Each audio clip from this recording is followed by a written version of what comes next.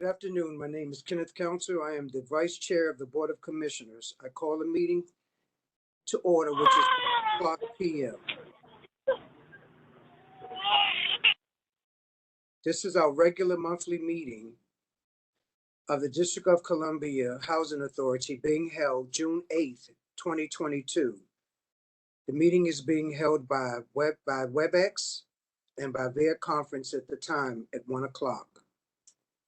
I'm going to ask if anyone is not speaking, please ensure that you will have in place that your device will be muted. Thank you.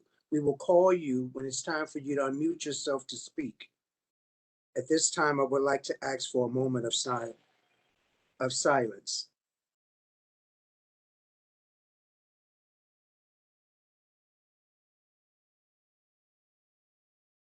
Thank you.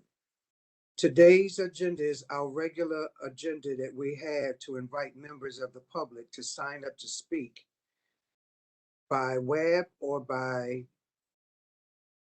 your testimony being sent in to be a part of our record. We are viewed on live through Facebook.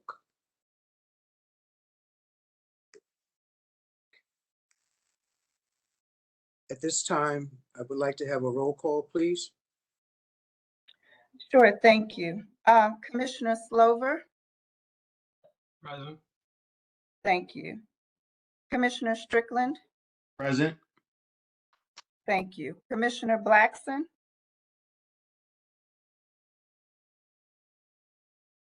Commissioner Blackson, you Should might be. just step out for a minute. She'll be back.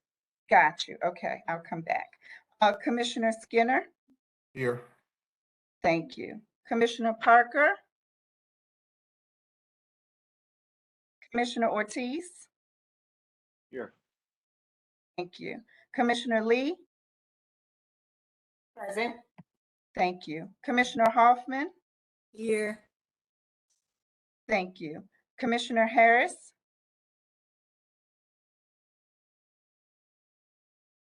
Oh, you're I'm muted. present. Thank you. Commissioner Falchecchio?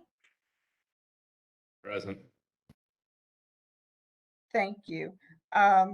Chairwoman Bussy Reeder is absent, and Vice Chair Council. Present. Thank you. You have 9 commissioners present. You have a quorum. Thank you. I would like the commissioners to consider our minutes from May 11th, 2019 board meetings. Are there any comments or changes? Yes, I have several. Okay. And first is a request. The minutes are marked with tabs, but most of us do not have tabs. Would it be possible to put the first page number from starting with page tab 2 so that we know where each of the documents is and can recognize them easily? Yes, we can. Alethea. Thank you.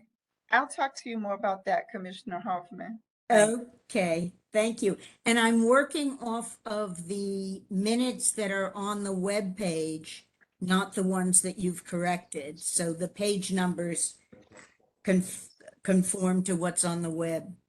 I got you. Okay, page 15, the last full paragraph on the page, LaShawn Douglas's first name is misspelled. It should be L-A capital S-H-A-W-N, and that appears a couple of times in that paragraph. The next one is page 134 at the top. And again, this mistake appears throughout that page and the next 2 pages. Commissioner Slover is quoted as saying area meeting community, and it should be area median income. And as I say, that's several instances. There on page 135, it says project at DCHA would own. It should be project that DCHA would own.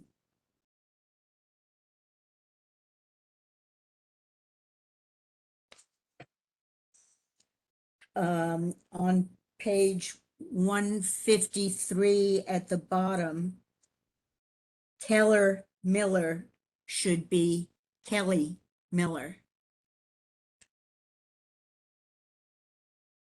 Page 154 near the bottom, it says Ms. Rita, R-I-T-A.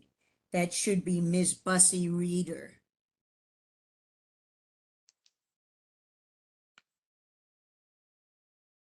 On page 155, the first paragraph, Barry Farm is misspelled. It should be, of course, B-A-R-R-Y.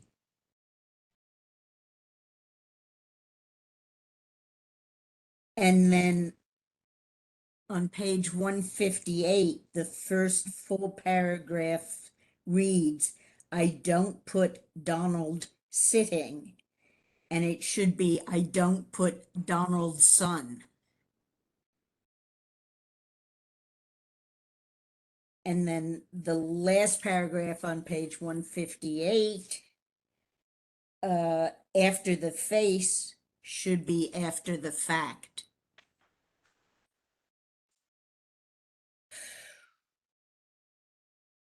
And then on pages 169 and 170, the word student is put there twice. The word should be study.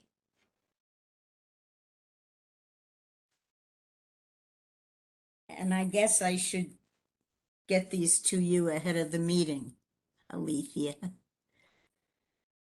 That would be helpful, but I can revise these. Thank you.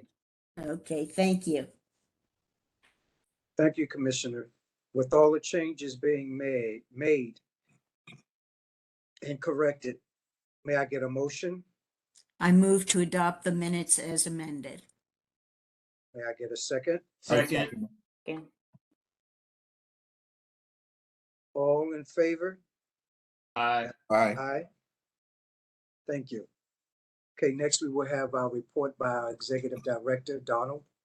Thank you, Mr. Chair. Rachel, can you bring up the deck? I'm excited to do this presentation because it's really focused on our residents in a way that I hope will be appreciated by everybody. So go ahead. We can go to the next slide. So there's several things I want to talk about. This one I know people can't see, but of course we did send it in advance. But last month I reported that we had that we were bringing on board our new ombudsman, the position that I've created to be responsive to our customers' needs. And we also talked about our new office of stakeholder and resident engagement. And what several people have asked us internally and some of our clients, like, well, who do I call for what? So we've put together a communications, this is one piece of it. We will be sending out further communications to all of our residents and to our other stakeholders, but basically to give you a kind of a guideline of who do you call for what.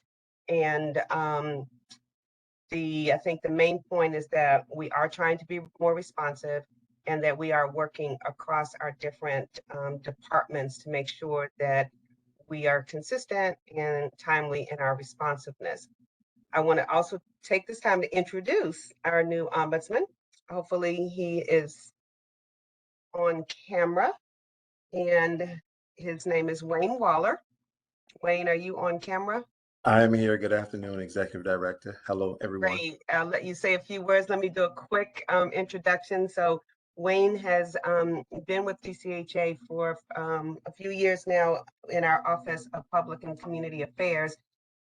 And in that role, in that position, he served multiple roles. And one, he worked very closely with me when I was doing the site tours of all of our properties and going out, as well as follow-up for resident engagement while Sean Douglas was on maternity leave.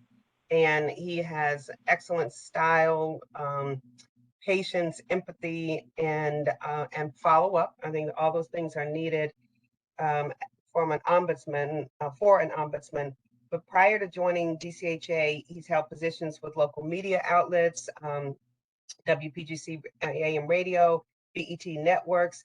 He's also the voice of our agency. So whenever we have public service announcements like we have for the wait list or anything else, it's Wayne's wonderful radio voice that you hear.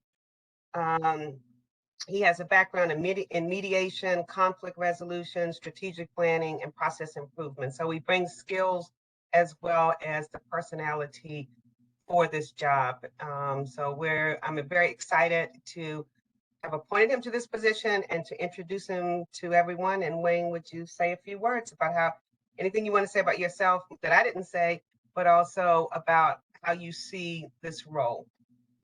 Thank you so much, Director, and greetings to all again, Chair, Vice Chair, and all the commissioners, everyone online.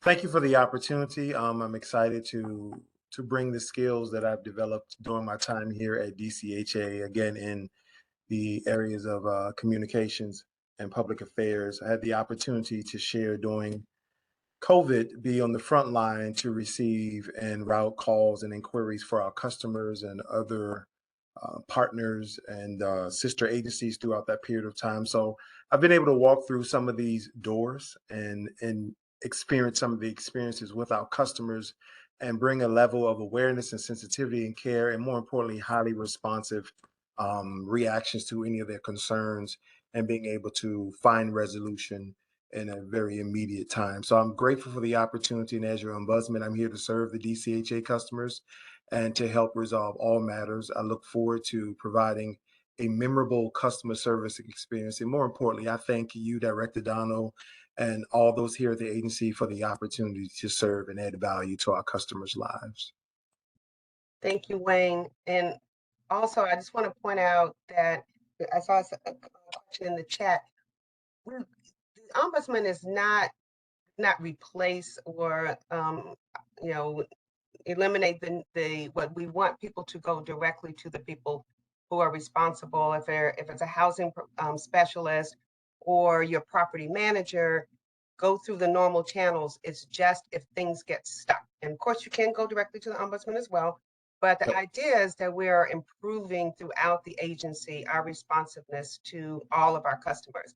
We have implemented a standard of responding to calls and emails within 24 hours on one business day. We're not there yet, but that is the expectation. We also have changed our signature lines on everybody's email so that everyone gives out their agency's cell phone number and not just the 535-1000 number clogging up the call center, so that people are expected to respond to the customers that they serve and that they're responsible for. But we know it doesn't always happen, and we have a lot of issues. And we also have some of our residents and other customers who feel they want to make a complaint or raise an issue that they don't feel comfortable going directly to the person who's supporting them. And we want to make sure this is a neutral space for any kinds of questions or concerns. We will be developing a reporting process so that Wayne is capturing complaints and looking for themes and across the agency. Do we have, where do we have the most bottlenecks? What are the biggest issues, so that we can have kind of a 360-degree QA responsiveness, so that we're trying to get ahead of things and we see where we need to make corrections. So this is a start of a big organizational culture change in response to the customers that we serve. Thank you. Thank you, Wayne. You can go on mute. Okay, next, Rachel. I want to give a quick update on the wait list. We have the wait list outreach campaign launched at the end of April with a series of public service announcements, social media posts, and direct outreach to our customers to update their contact information so that we can see what their housing needs continue to be. We had a pretty good response, I think, for general public service announcements of over 1,600, and that number has been updated. And every week there are more who respond. But we also have applicants who call the call center directly, and then those we've also been using text messages to opt in for applicants, because we know that we in the past have been sending out a lot of mass mail that was coming back with wrong addresses, not surprisingly, because people are on a waiting list, that they're not necessarily in stable housing, but that people do tend to keep their email addresses and their cell phone numbers. And so we've been more successful with outreach there. In the last 2 weeks, we've increased the number of applicants coming from the wait list to our offices for updates and orientation and matching for our housing units that are available. So it's still a work in progress, but this is where we are now. Next slide, please. I wanted to just give a quick update on Potomac Gardens, because this has been in the news. That we had a press conference there with the mayor a couple of weeks ago, and one of our resident leaders presented the mayor. The press conference was about Wi-Fi to Potomac Gardens in partnership with the city's Office of Technology, and via a grant. And so that one of the resident leaders presented the mayor with a letter and said, okay, free Wi-Fi is nice, but our living conditions are bad. And we have to own up to that. And so we did an all hands on deck, and the Have you sent the red check yet? Question mark. It is now 8 days late. Okay, excuse me, you're not muted, whoever's talking. Oh, Thank you. So the mayor asked the office of the DC Consumer Regulatory Agency to come out and oversee and to do independent inspections while we were doing our own inspections and unit updates. And all of this was done within a week to 10 days. We had our staff all hands on deck and completing inspections for the week. We did treated the entire property for pest control within each of the units that are occupied. And we have a number of infractions that were cited by DCRA, or ones that we identified, such as repairing holes or cracks in the wall, replacing vanity mirrors, toilets, missing closet doors, faucets, smoke detectors, a number of things. We should have already known these things and have been on top of them. And this is where we are about to turn the corner in terms of how we respond to our residents in terms of basic repairs. So I asked Nona Ethan, I'm going to have her take over in the next few slides, to put together a plan for a summer blitz.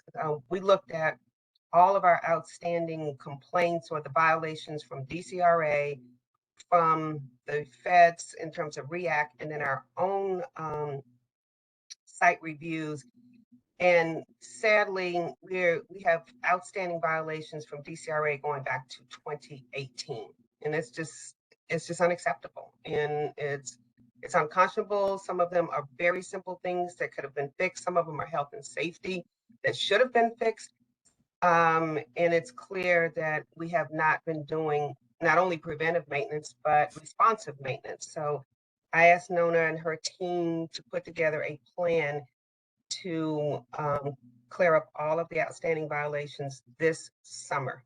So we're going back several years, and we're going to go with a focus on cleaning everything up this summer. And then, as I've mentioned to you all several times before, she also is responsible for putting together a preventive maintenance plan. So we clean up the outstanding violations, and then we move forward with a preventive maintenance plan that hopefully will mitigate some of these scenarios, and certainly will put us in a position to be proactive and at least responsive. So I'm going to turn it over to Nona to talk about the summer blitz.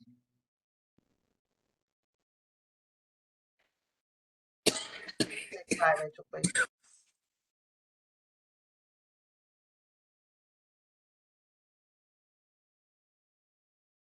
Nona, are you on? Dr. Nona is not on. Oh, okay. Well, then I'll do it. She's not on, period. Okay. Then I'll do my best to walk through it. I'm sorry, I don't know what happened. Oh, maybe she's dealing with the emergency. We had a situation at Highland Yes. with a car that ran off the road and ran into the building. So it's being handled, but and the residents are okay, and we're managing it. So she may be on site there. But anyway, the goal is that as I said, we're going to take a comprehensive approach to address routine repairs, these that have been deferred for several years. As going back to 2018, we have 444 open infractions, and then an additional 608 infractions from Potomac Gardens, most of which we have already mitigated. But we are going property by property. So this is, we're covering all properties. So go to the next slide, please. Next slide. So we're gonna have, nope, went back. Director Donald, I'm sorry. I was just able to walk into the building from Highland. Okay, I'm sorry, yep. This is the perfect time. I just kind of set it up. You can talk about how you're going to do it. Yes, perfect. Good afternoon, Commissioner. Sorry about that. I did have to go out this today for Highland. So the summer blitz. So we've been having, of course, as been mentioned in the news about Potomac Gardens and what's going on. So this is an opportunity for us to actually get into each one of the units, as I've mentioned before in several meetings, for us to do a summer maintenance blitz. We'll have at least 3 teams of maintenance staff that will divide the city into different quadrants. We'll have different team leads associated with that. We'll recruit for the project with residents from DCHA and other employment agencies. We're actually looking at some of the positions to be term positions that'll be at a max of 13 months to see how they work out. In addition to that, DCHA will utilize contractors for the extensive repair issues such as mold abatement and plumbing and water damage. We won't have the staff to be able to do that, but we'll be able to do some of those minor items. Next slide.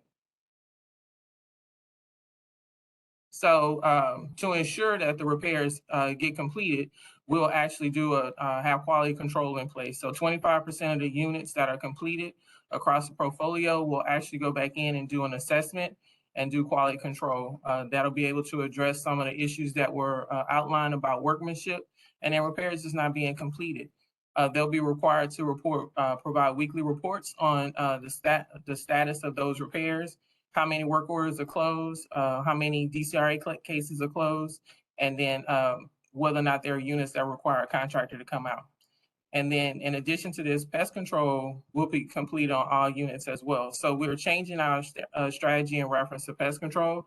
That pest control will be required to actually go out every 90 days, every quarter, to actually do pest control on all units. Previously, what was happening is that pest control would go out as the residents called them with issues or notified property management staff with issues associated with pests and rodents. And we will now actually have a routine cycle in place that we do every quarter.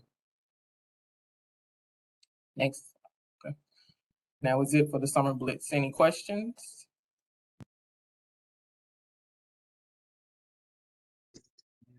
Oh, hearing none. Commissioner Hoffman is raising her hand. Yes, ma'am. Commissioner Hoffman. Yeah. Who will be performing the inspections? The QC. It'll actually be DCHA leadership. So it'll be the chief facility maintenance. It'll actually be the manager of facility maintenance that'll actually be conducting those QCs. And by that time, by the middle of the summer, I hope to have on the deputy director of maintenance, and he'll be able to do that one, do it as well. So it'll be at a higher level and not the staff themselves. And DCRA has to come back and approve any of their violations. They have to sign off on those. So DCRA will do that. And we are also in the midst of a REACT inspection by HUD that is occurring even as we speak. So we do have some oversight bodies who are also doing the inspections.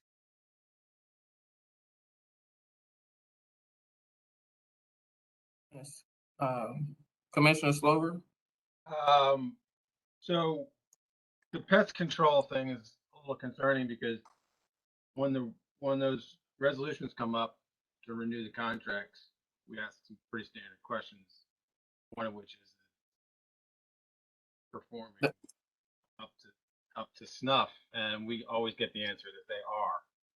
But it sounds to me like they're not, based on A, what we had to do at Potomac Gardens, but B, that they're not on I would think it'd be standard protocol for you to be on a schedule for pest control versus on an on-call basis. So it sounds like we've been on an on-call basis and that we're switching that. Is that what I'm hearing? So it's two things, Commissioner Slover. One of them is that our pest control is now internal. So we actually have a pest control team, supervisor plus 4 staff members. And then in addition to that, they actually have a schedule. So they do a clean out schedule and everything, and they did it like annually. But what I asked them to do is actually move all unit pest controls to quarterly. So we weren't getting into every unit for pest control.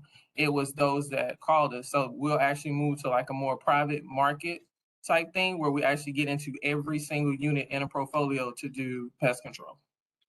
So we don't have an external provider. I remember approving a resolution for external pest control. So we don't have that? We have a contract in place for one, but we actually brought that in. They brought pest control in the agency over a year or so ago.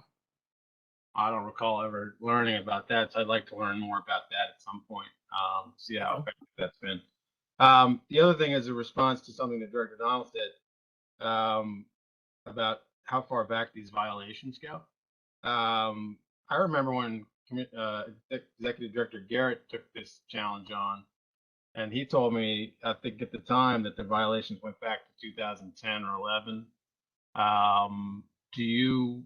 Does that sound familiar, or did he clean all those up? Any of these violations aren't past 2018? They're actually not past 2018. Actually, we cleared the 2018 one, so we're actually in 2019. So, and that is as of a report that I looked at on Friday from DCRA. Which the standard is, if it's a health and safety violation, we have to do it within 24 hours. And if it is another type of repair violation, I think it's within 60 days. Yes. Thank you.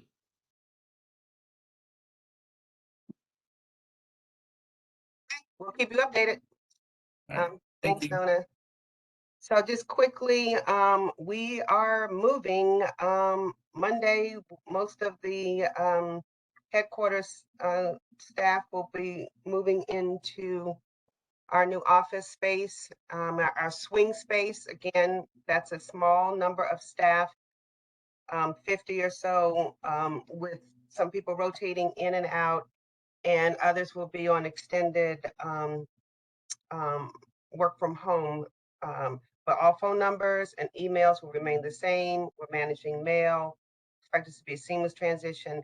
The building still will be open 11:33 with Office of Public Safety and Housing Choice Voucher still receiving clients and processing their applications and recertifications and other activities that people need to come to the building for.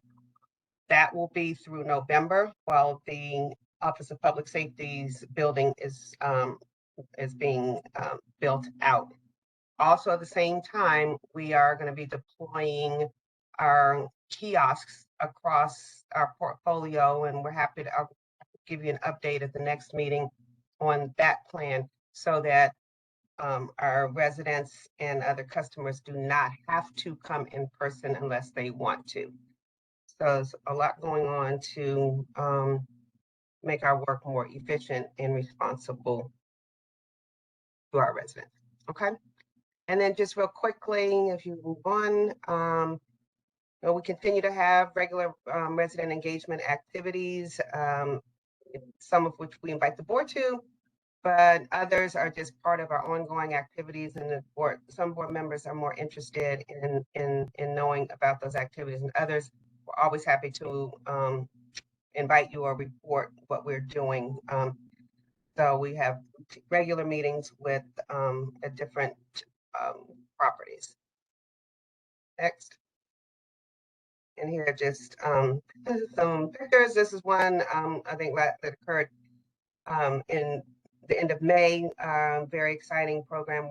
18 people graduated for the first phase of the property management leasing program. 15 of them are public housing residents and 4 voucher residents. They now are moving on to the UDC program so they can get their certification, and then they will be eligible for employment. A number of classes our Office of Resident Services provides to all of our residents and voucher holders: financial education, credit building and rent reporting. We have resume development, food handlers courses. So we have opportunities for residents to gain certifications, and we're also doing some summer job fairs. And as Nona said, we're going to have opportunities for the summer Blitz for residents to get work. So we hope that people will be excited about that. I talked about Potomac Gardens, so we'll keep going.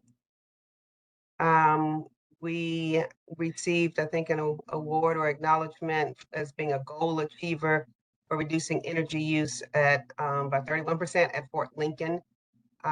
This is something that started really well before I came here, but I think it's a very positive thing. And at some point too, if the board is interested, we should brief you on our partnership with the Department of Energy and the Environment, which is some very exciting work that is going on there. We have a significant grant from them through some federal money, and are doing a lot to improve the energy efficiency of our buildings.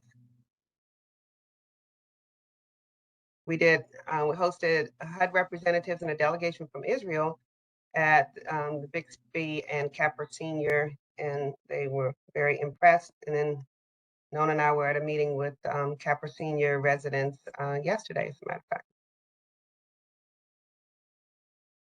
And then I think I reported on this before about our very own Marcus Manning receiving an award from Everybody Wins DC for his efforts to bring literacy and love of reading to our residents on our properties. We have our summer programs, our Do Your Best Youth. We'll send orientation and begin work shortly. We have the Marion Barry Summer Youth Employment Program that also provides lots of employment opportunities for our youth, and their classes through UDC, as well as opportunities for some scholarships. And then finally, on June 30th, we will have our celebration for our former commissioners. And I do invite and encourage the board to please sign in and do your video greeting. Alethea has sent out a link for Commissioner Van Gossry in honor of her 17 years. And that will be at 1133 headquarters. Okay, thank you. Any questions? Commissioner Hoffman? Yes. Two, one, on the rent payment standards, your list of stakeholders continues to be landlords. Are you beginning to integrate voucher holders into that outreach program? Yeah, and thank you for that. And actually, we've just, you'll hear more about that this afternoon. Yes, so in terms of the tenants, none of the recommendations would really affect the tenants in terms of their payment from a payment standpoint. We have invited and included the Office of the Tenant Advocate as kind of like the umbrella. So right now we've really been dealing with kind of the umbrella organizations, the landlord associations, and now we're creating the work groups, and they're providing recommendations, or people are actually requesting to be part of a work group and signing up. Friday is the kind of the kickoff for a series of work group meetings. But for now, our Office of Tenant Advocate is our conduit for the tenant voice, since we have 20,000 tenants. So we have to figure out a way to do that in a responsible way. But I did make a note of your comment on that. Yeah, because they won't be affected in terms of rent, but they may be affected in terms of pressure from the landlords and losing opportunities. Thank you. The other question I have is respect to the vacant unit update. Do we have an update this month or no? We do, and I don't have it in my deck. I had something to send to you, and I'm not. I may not have sent it. I apologize. I'll send it right after this meeting. We're still going slow. I mean, but yes, we are still tracking, and we do have that report for you. So I apologize if I didn't get to it. Okay, thank you. That's it. Thank you. I see Commissioner Slover. One question about the headquarters move. One of the critical things that we maintain is data files that have to be really old and cumbersome and in various different forms. Do we have, I assume we have a pretty robust plan in terms of maintaining control of those documents, migrating them, putting them online, whatever that might entail? It would be great if you could update the board on that, because I just think from a confidentiality perspective, I think one of the biggest things about moving our office that's been there for so long to another location is make sure and there's a chain of command and custody on that, because there's obviously some information in there that needs to be kept confidential. Yes. So it'd be great if you could update all that. I see that as our, biggest liability in terms of shifting offices that rises up there for me. So it'd be great if we could get that. Yes, we will. Good news for the board is that Alethea McNair is also in charge of our document management. And we also have some other assistants, but there is a whole plan and guidance, legal guidance about what we have to keep, where we have to keep it, what gets archived, what can be digitized, all of that. So we can talk about what kind of update would be helpful to the board on that. Thanks. And since the rent payment standards issue is brought up, do we have any? I mean, it's obviously something that's gonna escalate and spiral and become a thing, and we have to get our hands around it. And it's been a long time coming. Sounds like it's going to be a long time till we get to resolution. Do you have any update that you can provide us at this point? Because I'm reading things in the newspaper or online that seem to counter what we've sort of talked about internally in terms of the timeline. And so it might just be helpful to, pull the Band-Aid off and tell us, where we are in this process.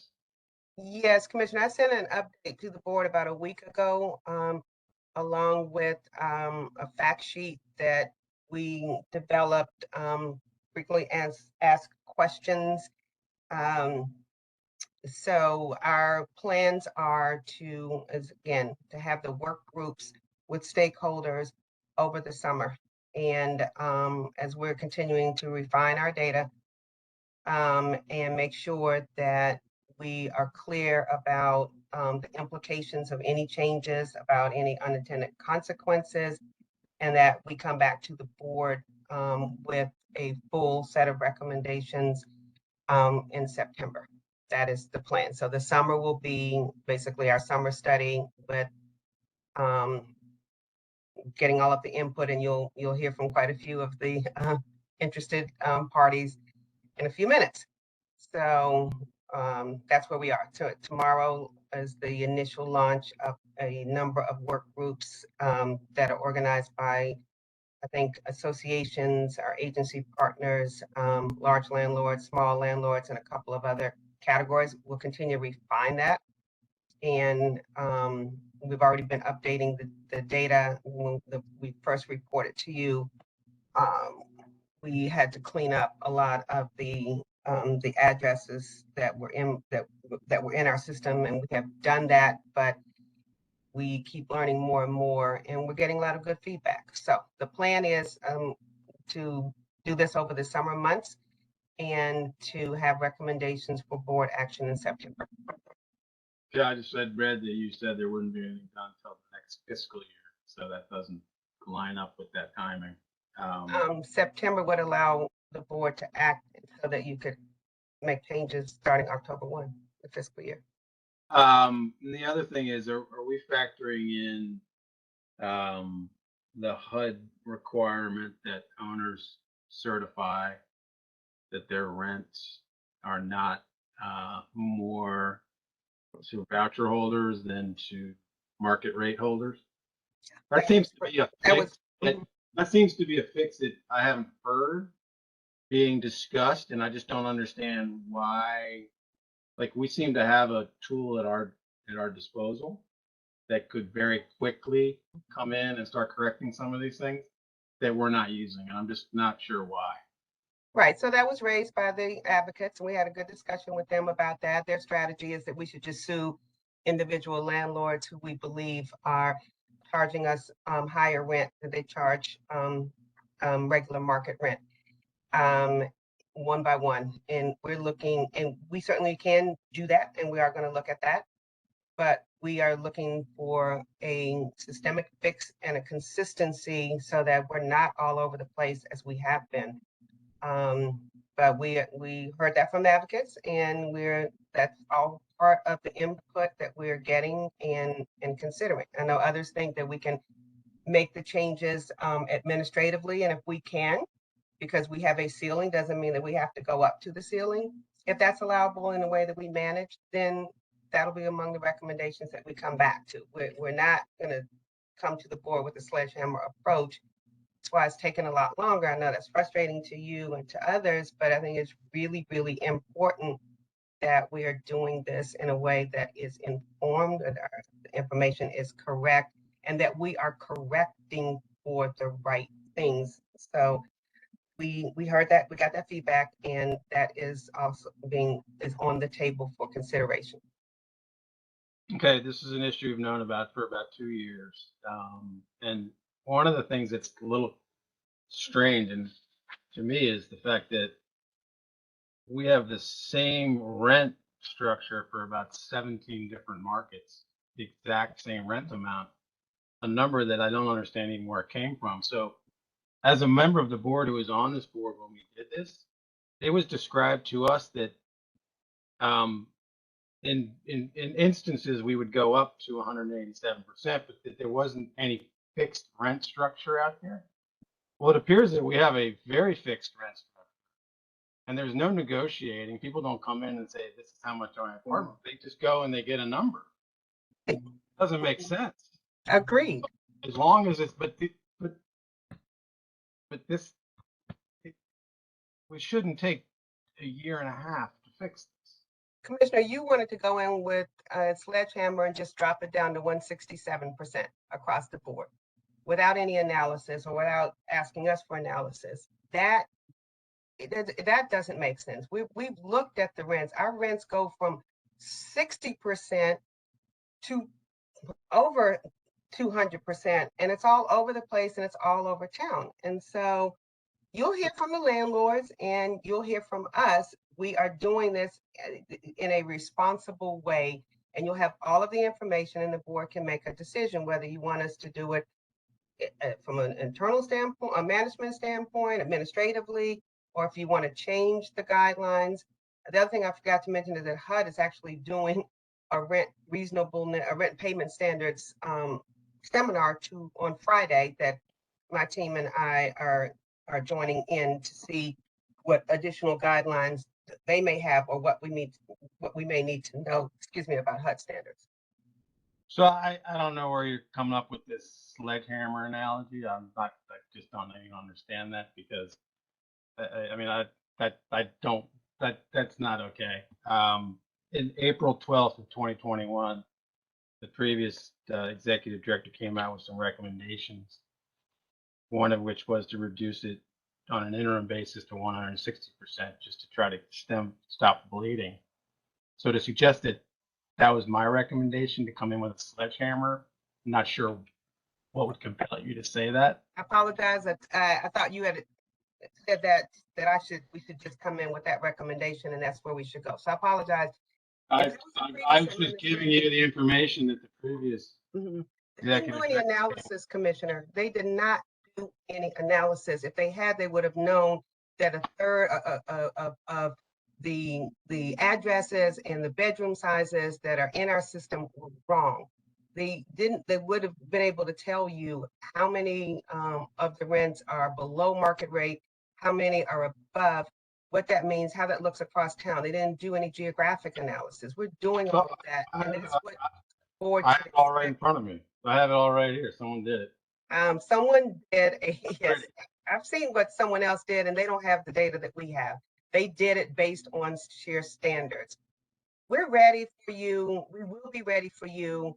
The board should expect me to come with informed, analytic proposals, and that's what we'll do. And the board will get to make the choices. We owe it to all of our stakeholders to have their input and make sure that we are not missing anything. We're going to do that over the summer, and then we'll be back. The final comment I'll make is, in the fall of last year, you told me that you would have a finalized plan within 30 days.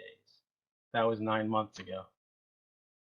That's a long time, and it's going to take a full year to come up with a plan. That is not okay. This is a lot of money. It's $441 million a year. It's a lot of money. It's something we could have controlled, and it's gone on too long. Mr. Chair, there are other commissioners who have. John, You can't, I don't think you can just cut me off, but I guess you just did. Commissioner Slover, were you I said finished? final comment. Apologize. Have more. Commissioner Slover, were you finished? Apparently, yes.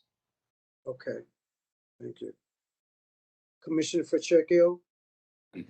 Sorry, I didn't mean, well, it sounded like Commissioner Slover, you said it was your final comment. Did you have more? I'm sure I'll have more, but I'll let you. Okay. And part of what I wanted to get to too was there is a lot of information out there, but one thing I'm not sure of, and Director Donald, this is what I just wanted to get us all on the same page. The analysis that you mentioned where is that analysis? I think it might have gotten briefed on the operations committee, but I don't know that. I think a lot of people are reacting to what they get briefed on, but I don't know that we have an analysis that's like a data set that's that we're all reading off of. So I just wanted to kind of go through process-wise a little bit deeper on what that analysis is, who did that analysis, if there was outside help on that, just to kind of ground everybody in where we are and how this summer of engagement, like what is that? If we all don't have the analysis and the public doesn't have the analysis, then what is the grounding for that engagement? So yes, we did the briefing to the board at the May 5th Operations Committee meeting. There was some initial analysis provided to the board that showed comparisons of our current rent, what it would be at 110% fair market rent, what it would be at various levels compared to small area fair market rent, and some recommendations if in fact that data held up. We gave you a caveat when we presented that we knew that we had to clean up some data. That's what we've been doing over the last couple of weeks.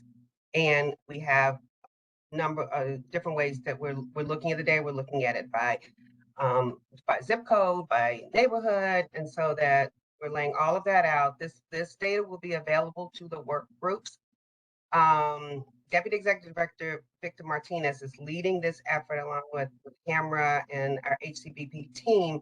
And Victor had surgery on Monday, so he's out today, but he is still, we have the kickoff work group meetings on Friday to get this started. So everyone will have data. And we can We will provide the board with any updated briefing decks and data and pieces of information that we share. And so I think that may be helpful to walk the board along HAMRA at the same time as we do with the work groups and as we get input from the work groups with new information. I'll give one example. We've heard from some landlords, well, you're really not looking at it fairly because some rents include utilities and some don't. And we had it all bundled in. And that was a legitimate thing that we needed to disaggregate that. And so that has taken a little bit of time because that's not how we keep it in. So we've been pulling that out so that we can really compare apples and apples. We've heard that there's going to be all this disparate impact in different parts of town because the belief is that we're paying 187% at areas across in wards 4, 3, and more the higher income wards. That's not true. That's not what our data shows. We have been very inconsistent in applying the rent standards. I don't know why, that there's historical reasons for that, but we pay different rents in the same building, depending on when someone came in and got their HAP contract. So there are lots of layers and nuances to make sure that we really are putting we're going to put everything out on the table when it's not a secret process. It's just been an iterative process that we're learning more and we're unpacking more so that we can come back and say, here's what it looks like. Here's some recommendations and for the board's consideration. And I think that data integrity, I mean, we obviously have to make sure that we're all looking at the right data. I think that may be part of what has delayed this. And so do we have any outside help to get this analysis done, or is this all being done? We've been doing it internally, but Victor just kind of raised his hand and said he thought that we might need to bring someone in as we're getting unpacking all of these layers. And that I think that may be a reasonable thing to do also in terms of some of the feedback that we're getting from others, that just to make sure that we're not missing anything and looking at this in a myopic way. So I think that is something that we're going to discuss in the next week or so. And I think the overarching thing is I want to make sure we don't disadvantage our residents to have less purchase power when they go into a tightening real estate market. And I want them to be able to live where they want to live. Yeah. And so if they could find a place, I don't want us to set caps that don't allow us to for those residents to realize that. And that's the part that concerns me about how this plays out. So I know that we'll get briefed about this over the summer. I know there'll be times to weigh in, but I do want to make sure that our residents aren't disadvantaged, that they're not able to get into the newest and the best, just like those who have a different source of income to pay for their rent. So I just want to make sure that that's the guiding star for us, especially because what we saw is a lot of market volatility. We saw that the rents and vacancies were different at the beginning of the pandemic, and they quickly have changed and are now in some places, the market is tighter than it was pre-pandemic. So we need to make sure that we're taking that all into account and that we're not disadvantaging our residents by looking at a period of time that was a dip in the market that was once in a lifetime and doesn't reflect where we are right now. So thanks for the work on this. I know it's trying. I know there's a lot of stakeholders involved, but I think that in terms of that data, that analysis, the more we can kind of level set by letting folks see what that analysis is, and want to make sure it's right when it goes out. But it's definitely a big concern. Thank you.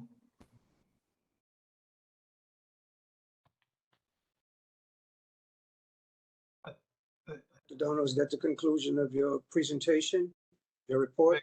Yes, I see Commissioner Strickland. Yeah, I just wanted to piggyback off of Deputy Mayor Falchicchio, that we want the assumptions as well, because in the operations meeting, there was a third party that did an evaluation that was not in line with the internal evaluation, and I don't believe they were apples and apples, so whatever data is there and the assumptions to go along with that data, we would like to be there able to compare it, just for us, put it like that in the raw form, not interpret it, let us interpret it ourselves if we can.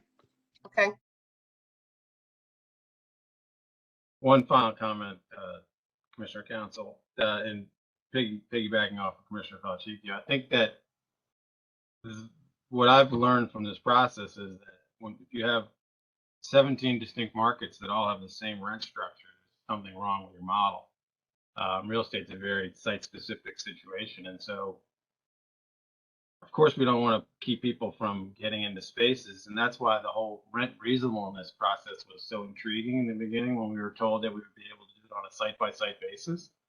I think having a fixed structure of 110 or 120 or 100, whatever the 100 is, doesn't really work in this process. We have 20,000 different apartments or households.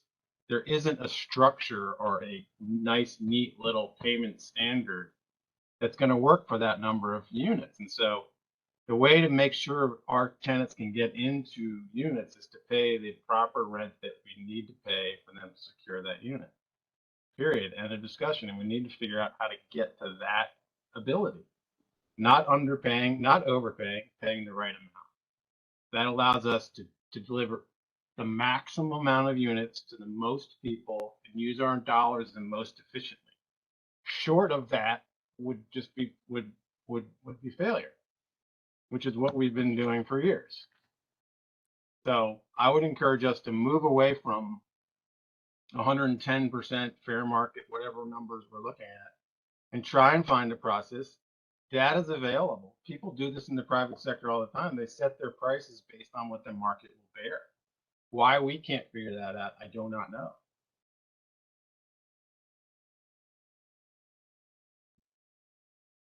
So thank you.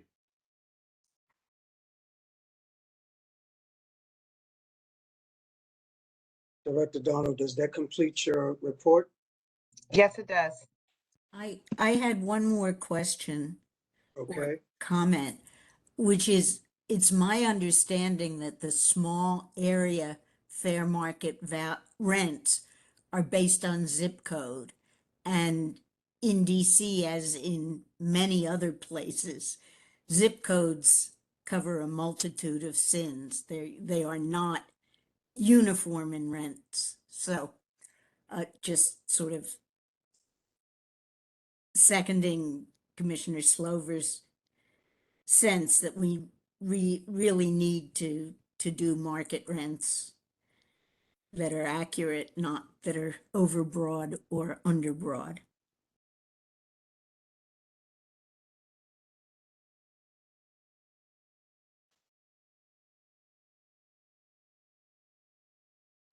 Okay. Thank you, Commissioner Hoffman. With that being said, we're going to move to our resolutions. Our non-residents have 3 minutes and our residents have 5 minutes. Yet again, I'm going to ask, it's okay for you to be angry, but be respectful in your testimony or what you have to say. With that being said, Alethea, can you call our first witness, please? Or are we going to redo the resolutions first? We can have our witnesses come forward with their I think we testimony. introduced the resolution so that the witnesses are speaking to the specific resolution, so at least that's on record. Okay. Lori, are you going to do that?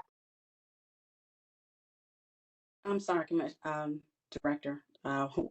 Resolution, this is Resolution 22-23. Looking here for the title, notice to adopt our moving to work plan.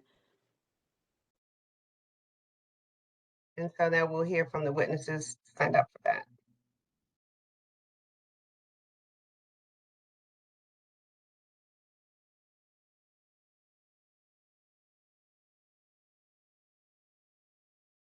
Alethea? Sure. The first witness we have is Ms. Linda Brown for Resolution 2223. Ms. Brown, you have 5 minutes. Are you there?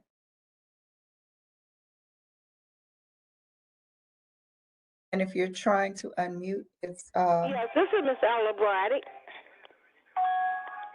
no, Miss Brown, Linda Brown.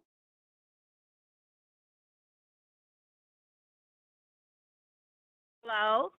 Yes, is this Miss Linda Brown? Yes, it is. I'm sorry. I'm in transit, so my phone, if I get cut off, I'm sorry. Okay. Actually, I'll make it quick. Good afternoon, commissioners. My name is Linda Brown, and I live in Greenleaf Senior, apartment 14. I'm calling, the reason I wanted to speak is I wanted to get more clarification on the move back to work. Just besides what's on paper is how that's going to get implemented. And once it's implemented, are you going to do follow-up or wraparound services for the residents to let us know where we are, what that's going to look like, and how soon, or what the goals are that you're trying to achieve, and they're the same as the goals that we are trying to achieve as well. So I just like to more clarification on this move back to work.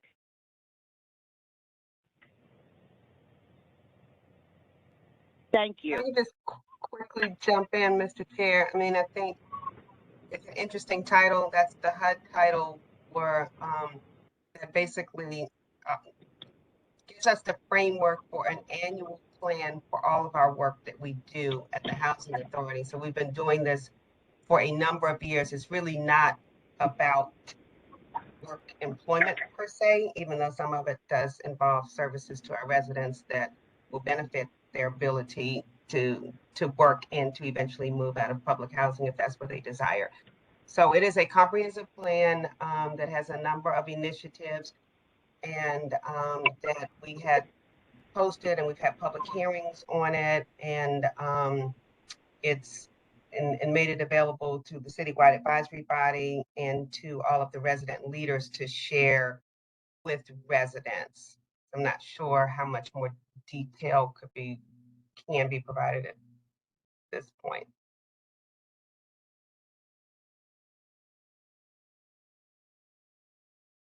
Next, we have Miss Rosa Bearbridge. Miss Bearbridge.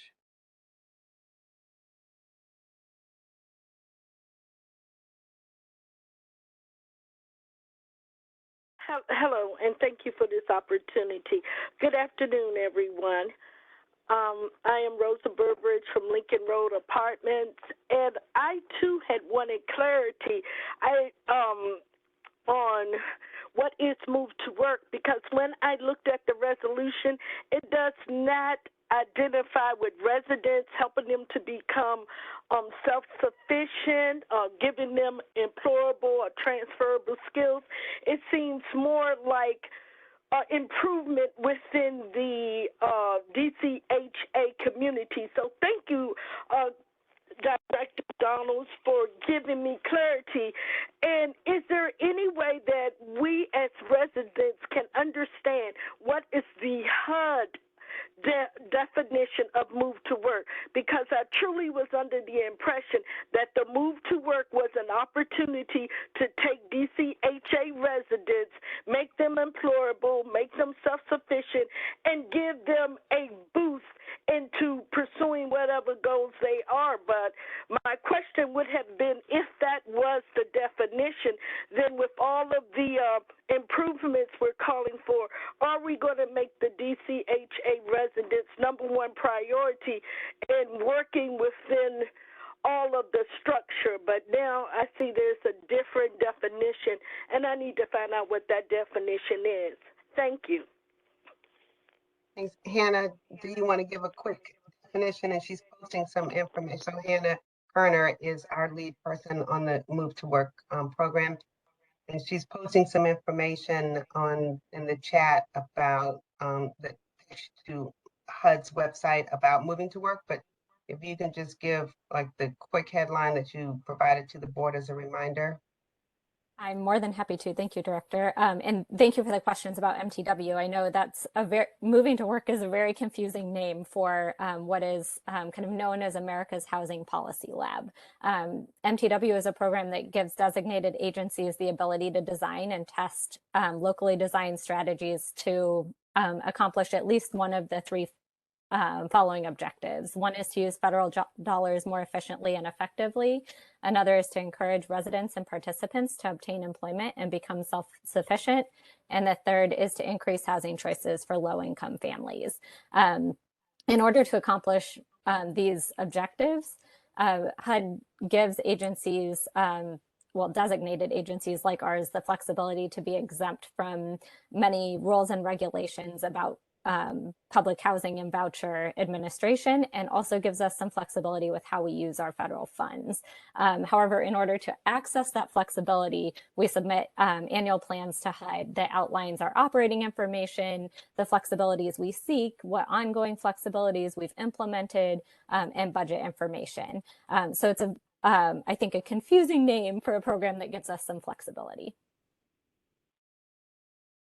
Thanks, Hannah.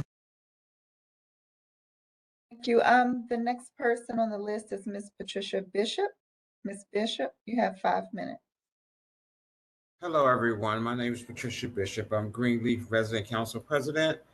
The Move to Work program was very confusing, but the best that I can do with it as a new president was to send my response to the Move to Work website. I hope everyone received it that needed to have it and get back with me about when and how these things are going to be done that I've requested. I appreciate it. Thank you. Thank you, Ms. Bishop. The next resident we have is Ms. Karen Settles, who has comments on Resolution 2223 and 2224. Yes, this is Karen Settles. Hello, Thank you, everyone. You have 5 minutes. Thank you. Yes. I basically have a variety of things, but let me go straight to the point about an injustice that was served on me being removed as the resident council president of Starter Tours. I have any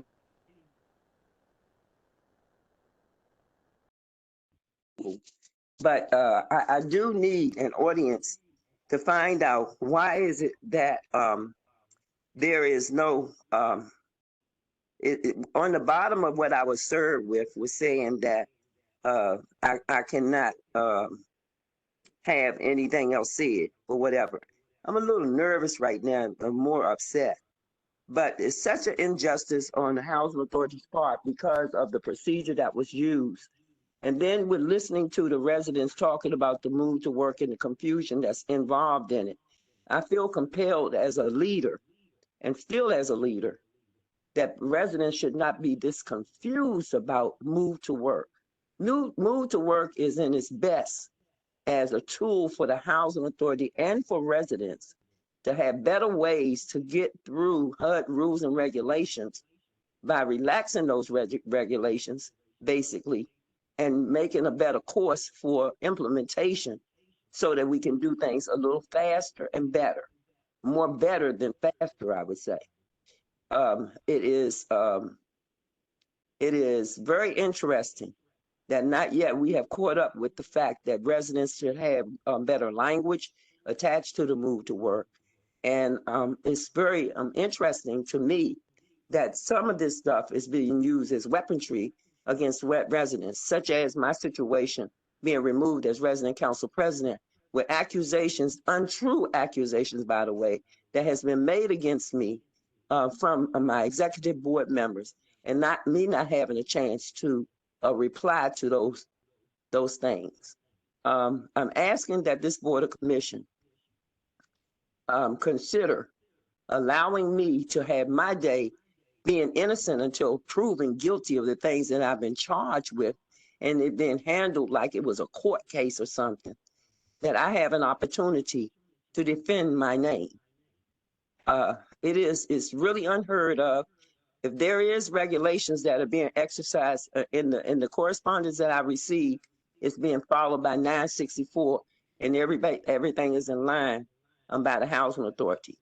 My thoughts on that is that something is wrong here when a person can be accused of something and then they're told that there's no recourse to defend themselves. Again, I'm more nervous than normal in talking, but it's so much unfinished business to remove me from the offices that I have served, and I've served very well and diligently on behalf of this housing authority, to be removed and not have a transition plan and just have an executive board, quite frankly, that have thrown programs out, and one being a very important program, the mayor's initiative of the family. It's a family program that actually Director Donald knows everything about. It has been dismantled from the start of TERS, where it has served hundreds of residents in their quest to give residents resources and everything. And I respect the program because it is a mayor's initiative for Ward 7 and 8.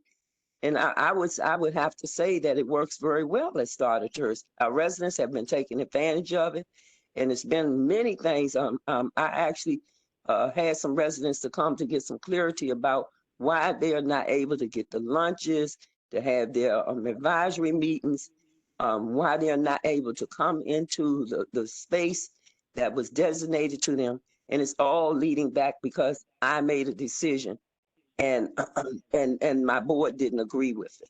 So I'm generalizing basically what I'm asking, but I'm asking that the board allow me to have my day to be able to clear my name, because this is no way to treat a leader who has been a leader for these years and then have all types of other little things occur all around me without me having a defense. In my own defense, I'd like to say, in 2020 of October, I lost my loved one. And I have not been in the best state as far as my grieving is concerned, but I don't apologize, nor am I apologetic for grieving. And along the way, I've lost other family members and had incidents. On this particular day, when a meeting was held at Starter Tours that I wasn't aware of, and I had a domestic situation at my home. I made my management office very aware of it, and I asked for a rescheduling of that meeting. I was told no and hung up on. I do need a recourse for this. This practice seems very, very, to me, it seems very shady. I ask for the support due to all the work that I've done in this housing authority and due to the fact in my own defense, my good name. Thank you.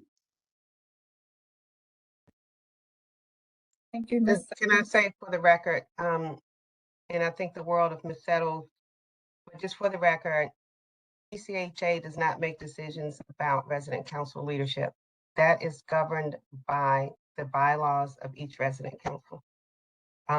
We have a pro bono legal entity that responds to any requests or allegations and then reviews the bylaws and then acts in strictly in accordance with the bylaws. We do not; those are not decisions that DCHA at any level makes.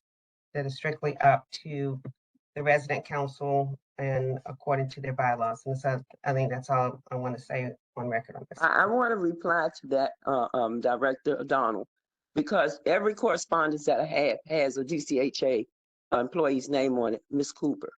And to be honest with you, that's who I've been in communication with. Others, but Ms. Cooper particularly. And she has run the course of this. I also think the world of you too.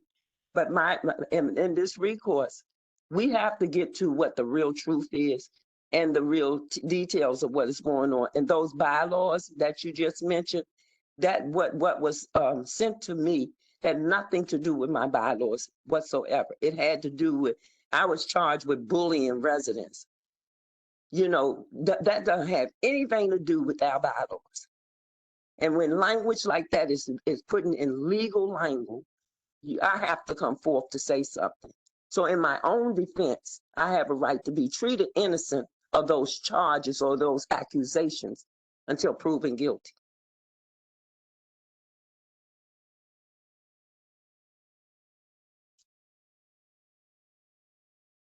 I need that to be on record, and I'd like a response from the housing authority because those are the actions that were taken by the housing authority.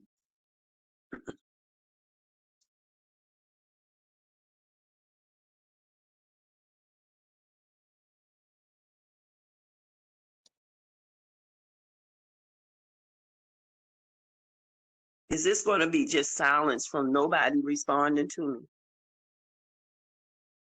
Ms. Settles, I did respond. The housing authority only acts in accordance with your bylaws. We don't take a position on any allegations. That's between you and your resident council. We state what the resident council alleged in the proceedings that are governed by the bylaws. And I really think it's inappropriate to continue this conversation. Yes, it is. It is. May I weigh in on one more thing? Why was at the bottom of the correspondence said no appeal? Because your If there bylaws was no have action that taken by the housing authority, why did it put no appeal? that's what your No bylaws answer. state. Yes, ma'am, that's what according to your bylaws. We're not taking a position. We just interpret the bylaws and act in accordance with the bylaws. That's all. Then I just have to go to the next level. I thank you. We have some additional, we have some non-residents who have signed up to testify or for comments for 2223. The first is Philip Simon. Mr. Simon, are you there? I am here, thank you. Thank you. You have 3 minutes. Thank you. So my question is a follow-up to a comment I believe Director Donald made. And if this payment standard changes, and I applaud everyone here for taking steps with the outreach to stakeholders, but in the event the payment standard does change, we have a contract with our tenants. We have a lease with our tenants and we have a contract with DCHA. The amount on the lease between us and our tenants would remain the same, but the amount of the contract between a landlord and DCHA will change.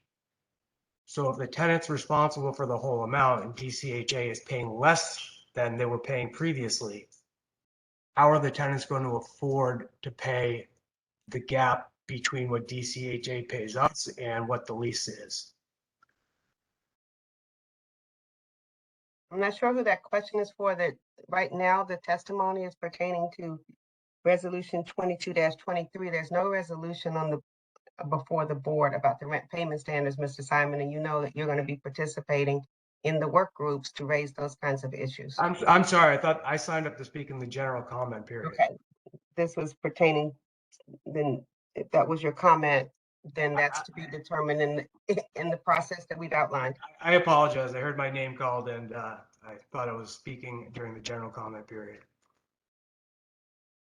I think there is another Simon, a Philip Simon, who was scheduled to speak, Alethea, for the resolution. This was Lee Simon who just chimed in. That's the confusion. I see. Thank you. Next is Mr. Del Pelago for Resolution 2223. Thank you. Good afternoon, board. My name is Daniel Logilago. I work with Empower DC. I just have a couple of comments. I did submit written comments about the moving to work plan. One of the things that stood out to me in looking at this, and I realized that I was looking at the closed out activities section, and I realized that some of these go back all the way back as 2004, but some of these seem like really great opportunities for residents, resident satisfaction assessment, voluntary resident community service, establishment of resident-driven community-based programs to improve customer service and foster greater resident empowerment. It seems that these were implemented. They were like written into the plan, implemented, but no action was ever taken on them, and then they were closed out. And I do see that there is some reasons to why, but the bigger question for me is like, how were residents involved in making these decisions that these were viable for one reason or another, and what other way could they substitute? So I'm worried that this plan, superficially gets made to look really well when it's submitted to HUD and then it's approved, and then all of these great plans don't come to fruition. So that's one concern.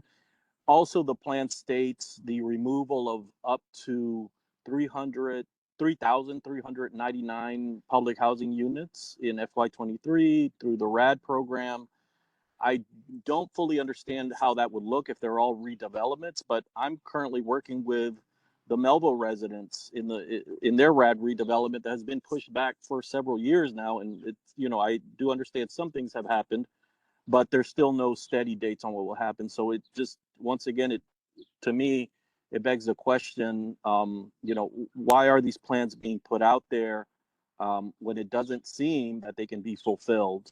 I will say that there isn't a specific timeline, and that yes, these are just plans, and plans are made to change. But once again, it's putting I won't use that saying, but making it appear to seem really nice, a nice application, but really it's not going anywhere. I also saw that there's going to be potential submission of demolition disposition applications, and from memory, I don't have the plan in front of me. One of them is Garfield Terrace, and we just learned in the brown bag meeting that the senior properties are going to be redeveloped. So that doesn't seem, I don't know if that how that works together, but that seems to be a little bit of a conflict where the move to work plan says it's on the radar to demolish this site, but now we're learning that it could potentially just be renovated. So that's a big concern of ours. Lastly, I think what the residents who spoke brought up is that this is a lot. I think while there has been some involvement of residents, I think there needs to be more. I think we need to work through what that could potentially look like. I think the other issue that concerns me too is I don't know if it's, thank you. I don't know if it's mandatory, but the citywide advisory board needs to weigh in on this. I need to know who is the citywide advisory board, what constitutes that board, who is its leaders, is it a functioning actual board that can actually approve or at least sign off that they were at least spoken to about this plan. So thank you.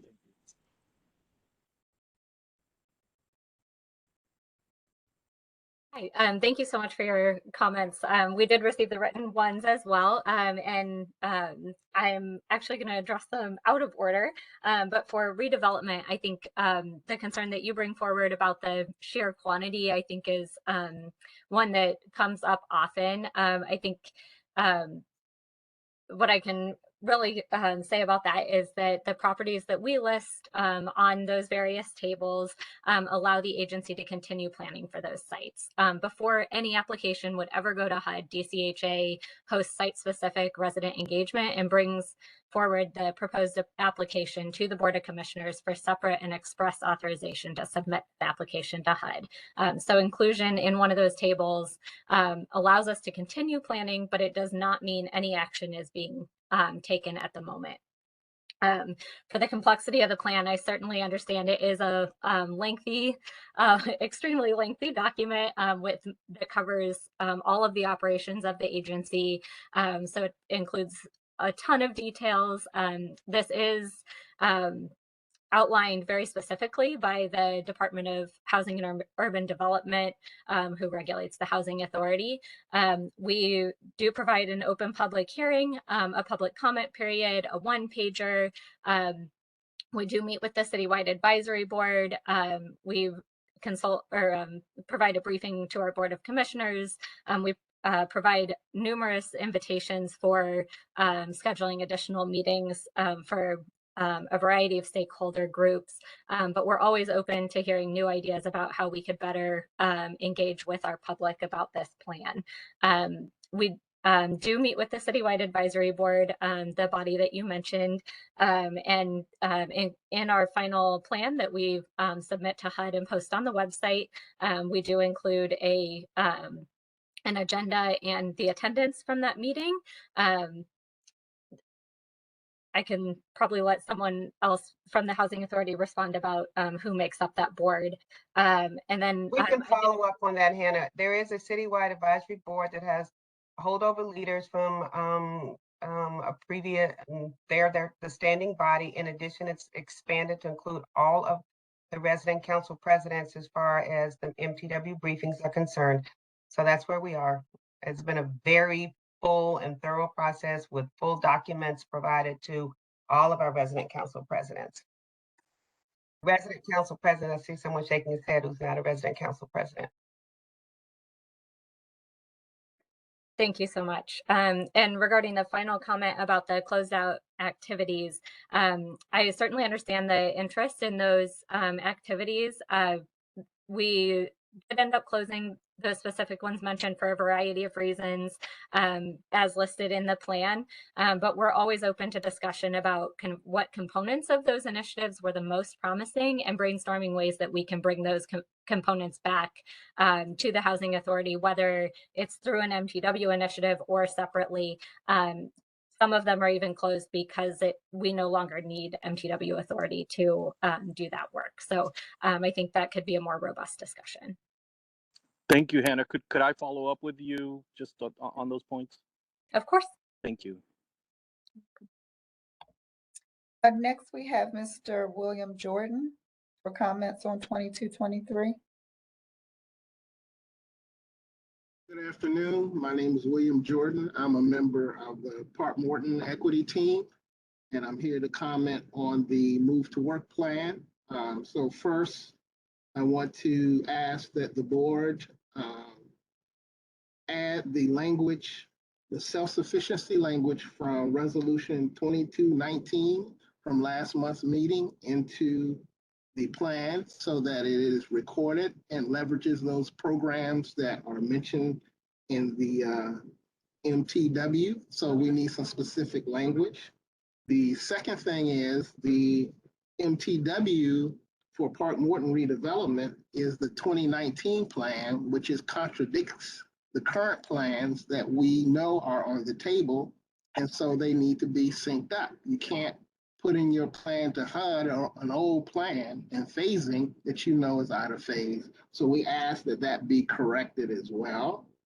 Second, one of the things from the plan, which the residents are not correct, it is an employment plan, it is an empowerment plan, and it should be implemented. So many of the self-sufficiency elements in that plan should be leveraged on behalf of residents. Right now, we do deals that basically take 100% of the financing, especially these public blended subsidy deals. They assume residents will not progress. It's really a plan to lock residents into poverty. And what really should happen is that at least 30% or a portion of those plans should be designed and financed and structured in a way that advances the economic, social, and society standing of those residents. And then my last comment, which is all related, the rest of this city has a racial equity lens component into their planning, in their operations, into their analysis. And the Move to Work does not even mention the word racial equity. That is particularly given that the majority of residents and the majority of family heads are Black women in the Housing Authority, yet we're not even doing any analysis and the work to ensure that those families progress and do better. So again, I wanted to say the language from 2219, particularly the self-sufficiency, the Section 3 advancements and language related to self-sufficiency should be in this plan. And that, no, I'll just end it there. That the Park Norton language is not the plan that we're using moving forward. And it should not, it should be corrected in this document, or the document should be delayed before it's moved forward. They should be in sync. Thank you. Thank you, Mr. Jordan. Lastly, for comments for this resolution is Mr. Christopher Williams. Mr. Williams, you have 3 minutes. Okay, thank you. The moving to work plan not only impacts affected DCHA residents, but also the surrounding community. I wish to raise several concerns. First, I'm here in my official capacity as the president of the Capitol Park Plaza and Twins Tenant Association and as a Southwest DC resident. Has DCHA evaluated its MTW plan with respect to the impact on the surrounding communities, such as affordability, gentrification, Black displacement, parking, etc.? We know that the Greenleaf Plan has proposed at least 75% market rate renters, which would cause irreparable harm on Southwest. As I pointed out last month, the so-called replacement units are between 0 and 80% of area median income, and we know that Greenleaf must have a planned unit development. So I wish to put on the record that the moving to work plan for Greenleaf and the as yet released plans for Syfax and James Creek will erode affordability, social diversity, and neighborhood character in Southwest. As you know, the DCHA Citywide Advisory Board provides DCHA and the residents with a forum for sharing information about the agency's annual plan. The role of the CAB is to assist DCHA in developing the annual plan and making any significant amendment or modifications to the plan. We received no materials in advance about the Citywide Advisory Board's recommendations. You should not vote on this resolution without having those recommendations. DCHA has not been in compliance with the moving to work plan for several years. It does not appear that DCHA has proposed a plan in light of its non-compliance, specifically whether the MTW plan will place DCHA in perpetual non-compliance on the substantially the same requirement, or whether the MTW plan will make DCHA non-compliant with the family size requirement. So for example, Greenleaf is 1/3 3 bedrooms or more. All of these redevelopments are assuming that you can exempt residents from exercising their federal rights of first refusal. The MTW plan does not address how these exemptions will be supported and legally sound. Finally, I'm concerned about the lack of accessibility and comprehension of the moving to work plan for public housing communities and the public writ large.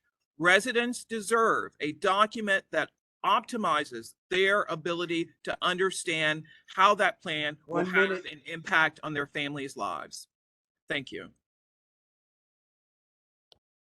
Thank you. Mr. Chair, that concludes the testimony about the resolutions.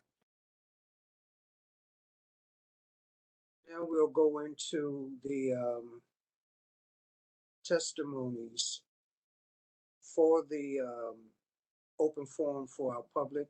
Yet again, let's be mindful and respectful, please. Mr. Chair, Yes. can the board vote on the resolutions? And that's what the board typically votes on, the resolutions, and then goes into the public comment that's not related to the resolution. Who's going to present? Lori? Lori, are you presenting? No, this is Hannah Kerner, who will be presenting now on 2223 to approve the District of Columbia Housing Authority fiscal year 2023 move to work plan. So we've heard the comments now from the public on just that plan, and now Ms. Kerner can provide any information and respond to questions from the commissioners. Yeah, I think now is to see if the board entertain a motion and then see if there are any questions. I don't think we need to do another presentation. Are there any questions from the commissioners on the Yes. Commissioner?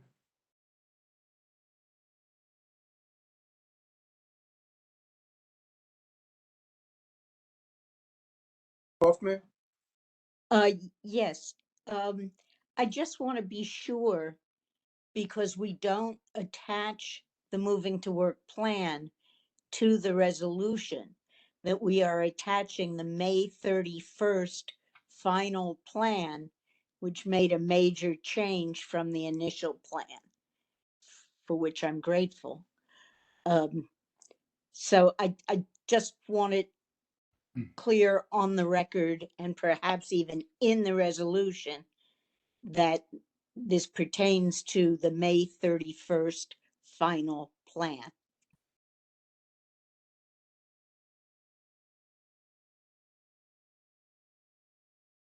Thank you. Are we ready to vote on the amended I have a move question. to work? I want to make a comment. That's okay. Okay. First of all, I want to say thanks to the staff for putting this together. I know it's a big lift every year to go ahead and do this. I've watched over the years various reports be done. I know it's a lot of work, so thank you for that. It's a nice insight to things. Want to make a comment and then make some observations. For the record, the agency is receiving, according to this document, $21.4 million funds from HUD for capital improvements, of which we are taking $6.4 million, or 30%, as a fee to support the agency. 5.5 is going to pay off previous debt from capital projects, which leaves 9.4, or 44%, of the $21.4 million allocation.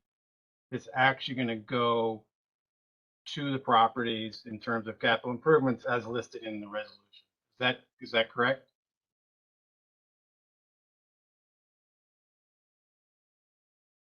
Who are you asking? Whomever is going to answer. Double checking to see if our CFO is on. Is Well, our Sarah on? He's not on. Do you want me to get him on?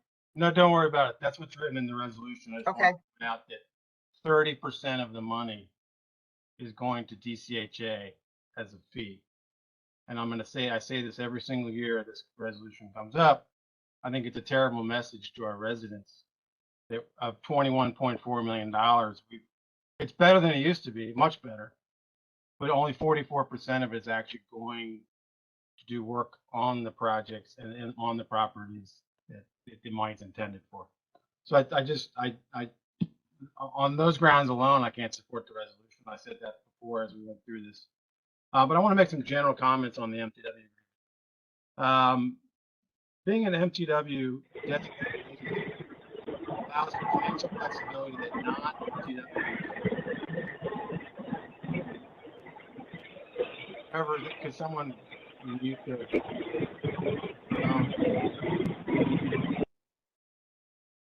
Thank you. Being an MTW designated agency allows financial flexibility that non-MTWs do not have. In other words, it allows the agency to spend money as it sees fit with little to no oversight from HUD, leaving the board as the only line of defense. It would seem logical that agencies granted this autonomy, allowed by virtue of being an MTW agency, would be high performing, but many of us know or think that that is not the case with DCHA. We are well aware of our subpar performance on occupancy and rent collection, two critical functions. We are also aware of all the stalled, undercapitalized, and mismanaged development projects we have underway currently that have displaced thousands of residents and have no completion in sight. We are all aware of the massive backlog in maintenance, owned assets. We are equally aware of the documented mismanagement of funds and contracts that have plagued this agency for years, exacerbating the ever-growing trust gap between our residents and the agency.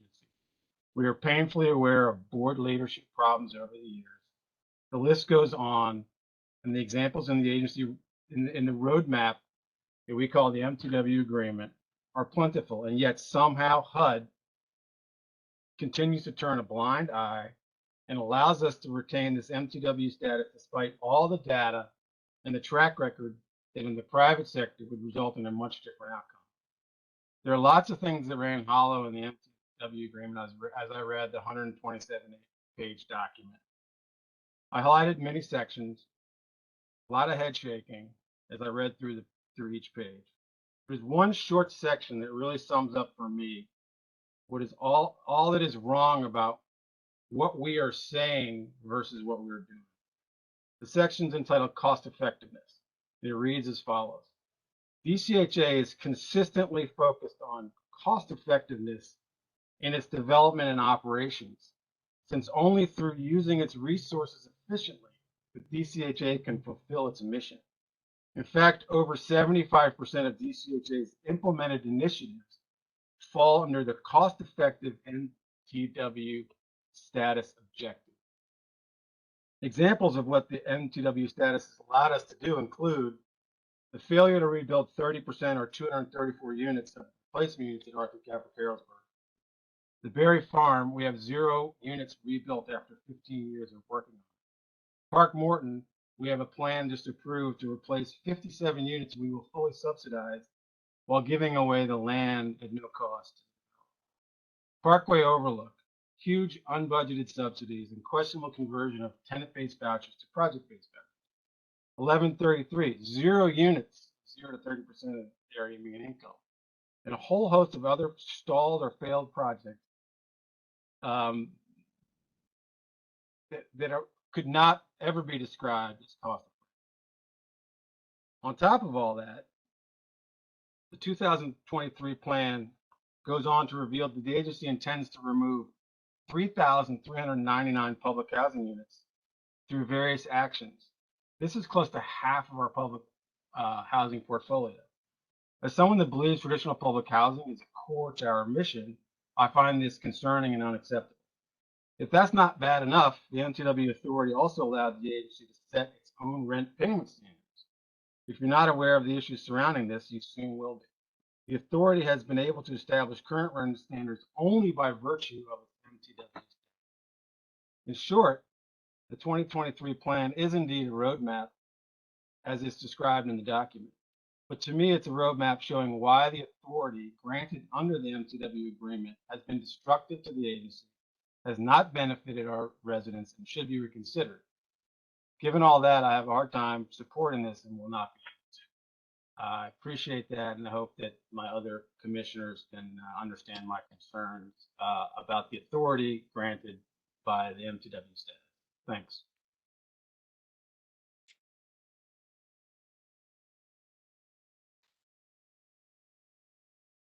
Are there any other questions on resolution 2224? 2223, Commissioner. Sorry, 2223? Yes. Okay. May we get a roll call, please? Mr. Chair, you have to, I think, Ask for a motion. get a motion, ask for a motion in a second. Okay, well, can we have a motion? Motion. Second? Second. Roll call, please. Thank you. Commissioner Falchakio? Yes. Thank you. Commissioner Harris? Yes. Thank you. Commissioner Lee? Yes. Thank you. Commissioner Ortiz-Gal? Yes. Thank you. Commissioner Parker?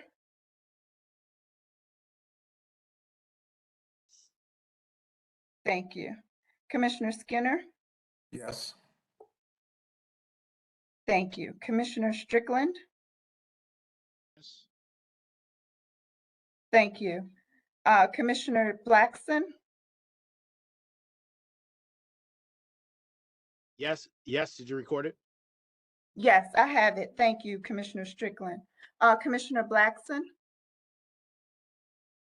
Is she there? I see her name, but I don't hear anything. I'll come back. Commissioner Hoffman? Yes. Thank you. Commissioner Slover? No. Thank you. Is Commissioner Blackson on? Okay, then Mr. Chair, Council. I didn't hear your vote, sir. Thank you. You have 9 yes, 1 no. The resolution is approved. Thank you, Commissioners. Mr. Chair, we have one other resolution, and that is the emergency regulations on self-certification for the LRSP program. If Ms. Bonds could read that title, and then you can. Let's proceed. Thank you. Yes, the resolution 22-24 is to adopt the second emergency regulations regarding the eligibility factors for tenant-based assistance under the local rent supplement program.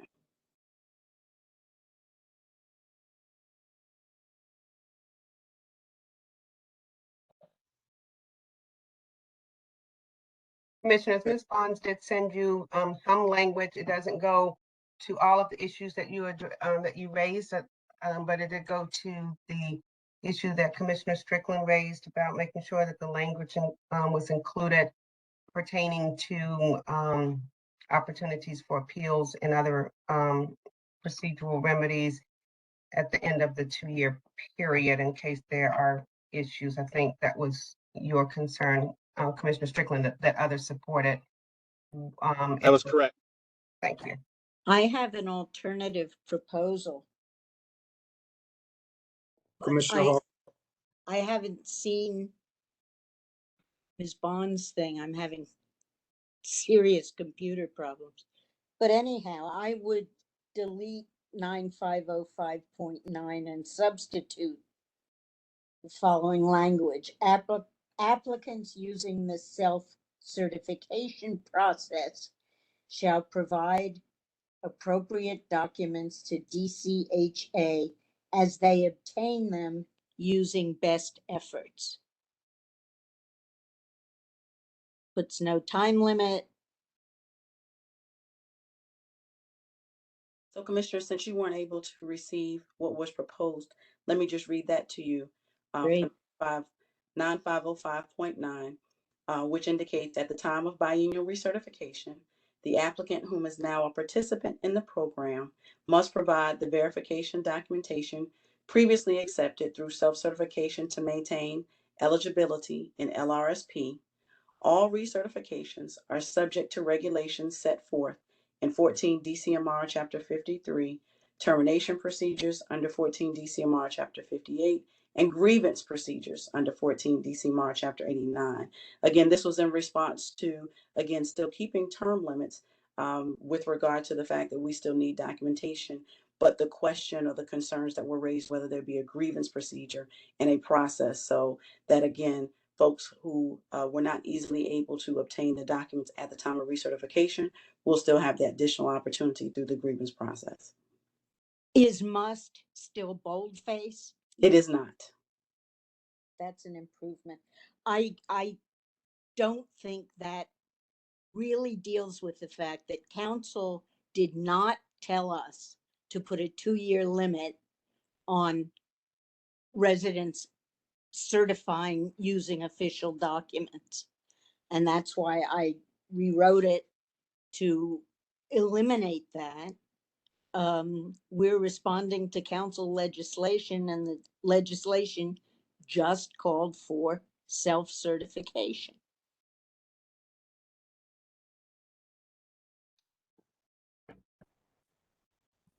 Did anybody ask to speak on this resolution? No.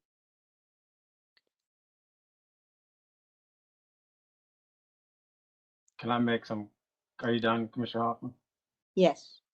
Yeah, I'd like to build on that because we had a pretty robust discussion earlier about it. And, you know, it would appear that section 9505.9 is not responsive and runs counter to what the city council is trying to achieve through this program.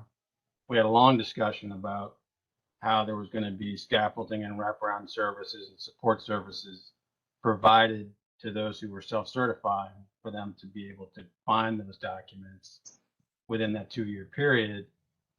But it was also said that DCHA is not going to manage that process. So therefore we won't have any control as to whether that happens or does not happen. So I think the solution would be, I mean, basically we're assuming that that process will not be successful. So I think Commissioner Hoffman's response or her replacement language for 9505.9 might be the bridge we're looking for, which is there's an expectation that those who self-certify are going to go out and try to procure those documents. So that does reduce the barrier to entry that we're trying to reduce, but it also doesn't just push down that eviction or the removal of housing 2 years. And I understand there's a grievance process and all that stuff, but I've heard enough about grievance processes and what happens. I just don't want to set people up for a 2-year problem. And so to me, this seems like a reasonable solution to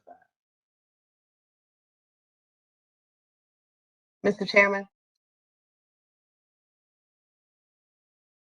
if I could, I think if the board wants to make those changes, then the board, I would ask if the board would consider voting separately on the amendment and then voting, and if that passes, typically the board has just incorporated language and that becomes the substitute resolution.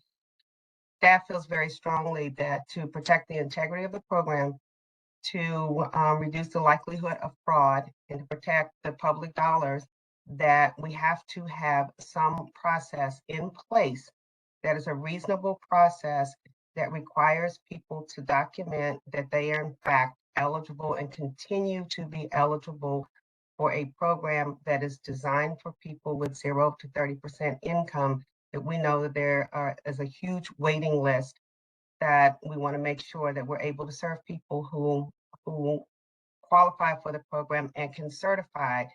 The DCHA's responsibility to the city in administering the program is that we determine eligibility. They don't give us $100 million and say anyone who shows up and says, I need housing, and doesn't have to prove it, can get low-income housing. And so that is why we feel very strongly about this. That is our recommendation and our resolution to the board.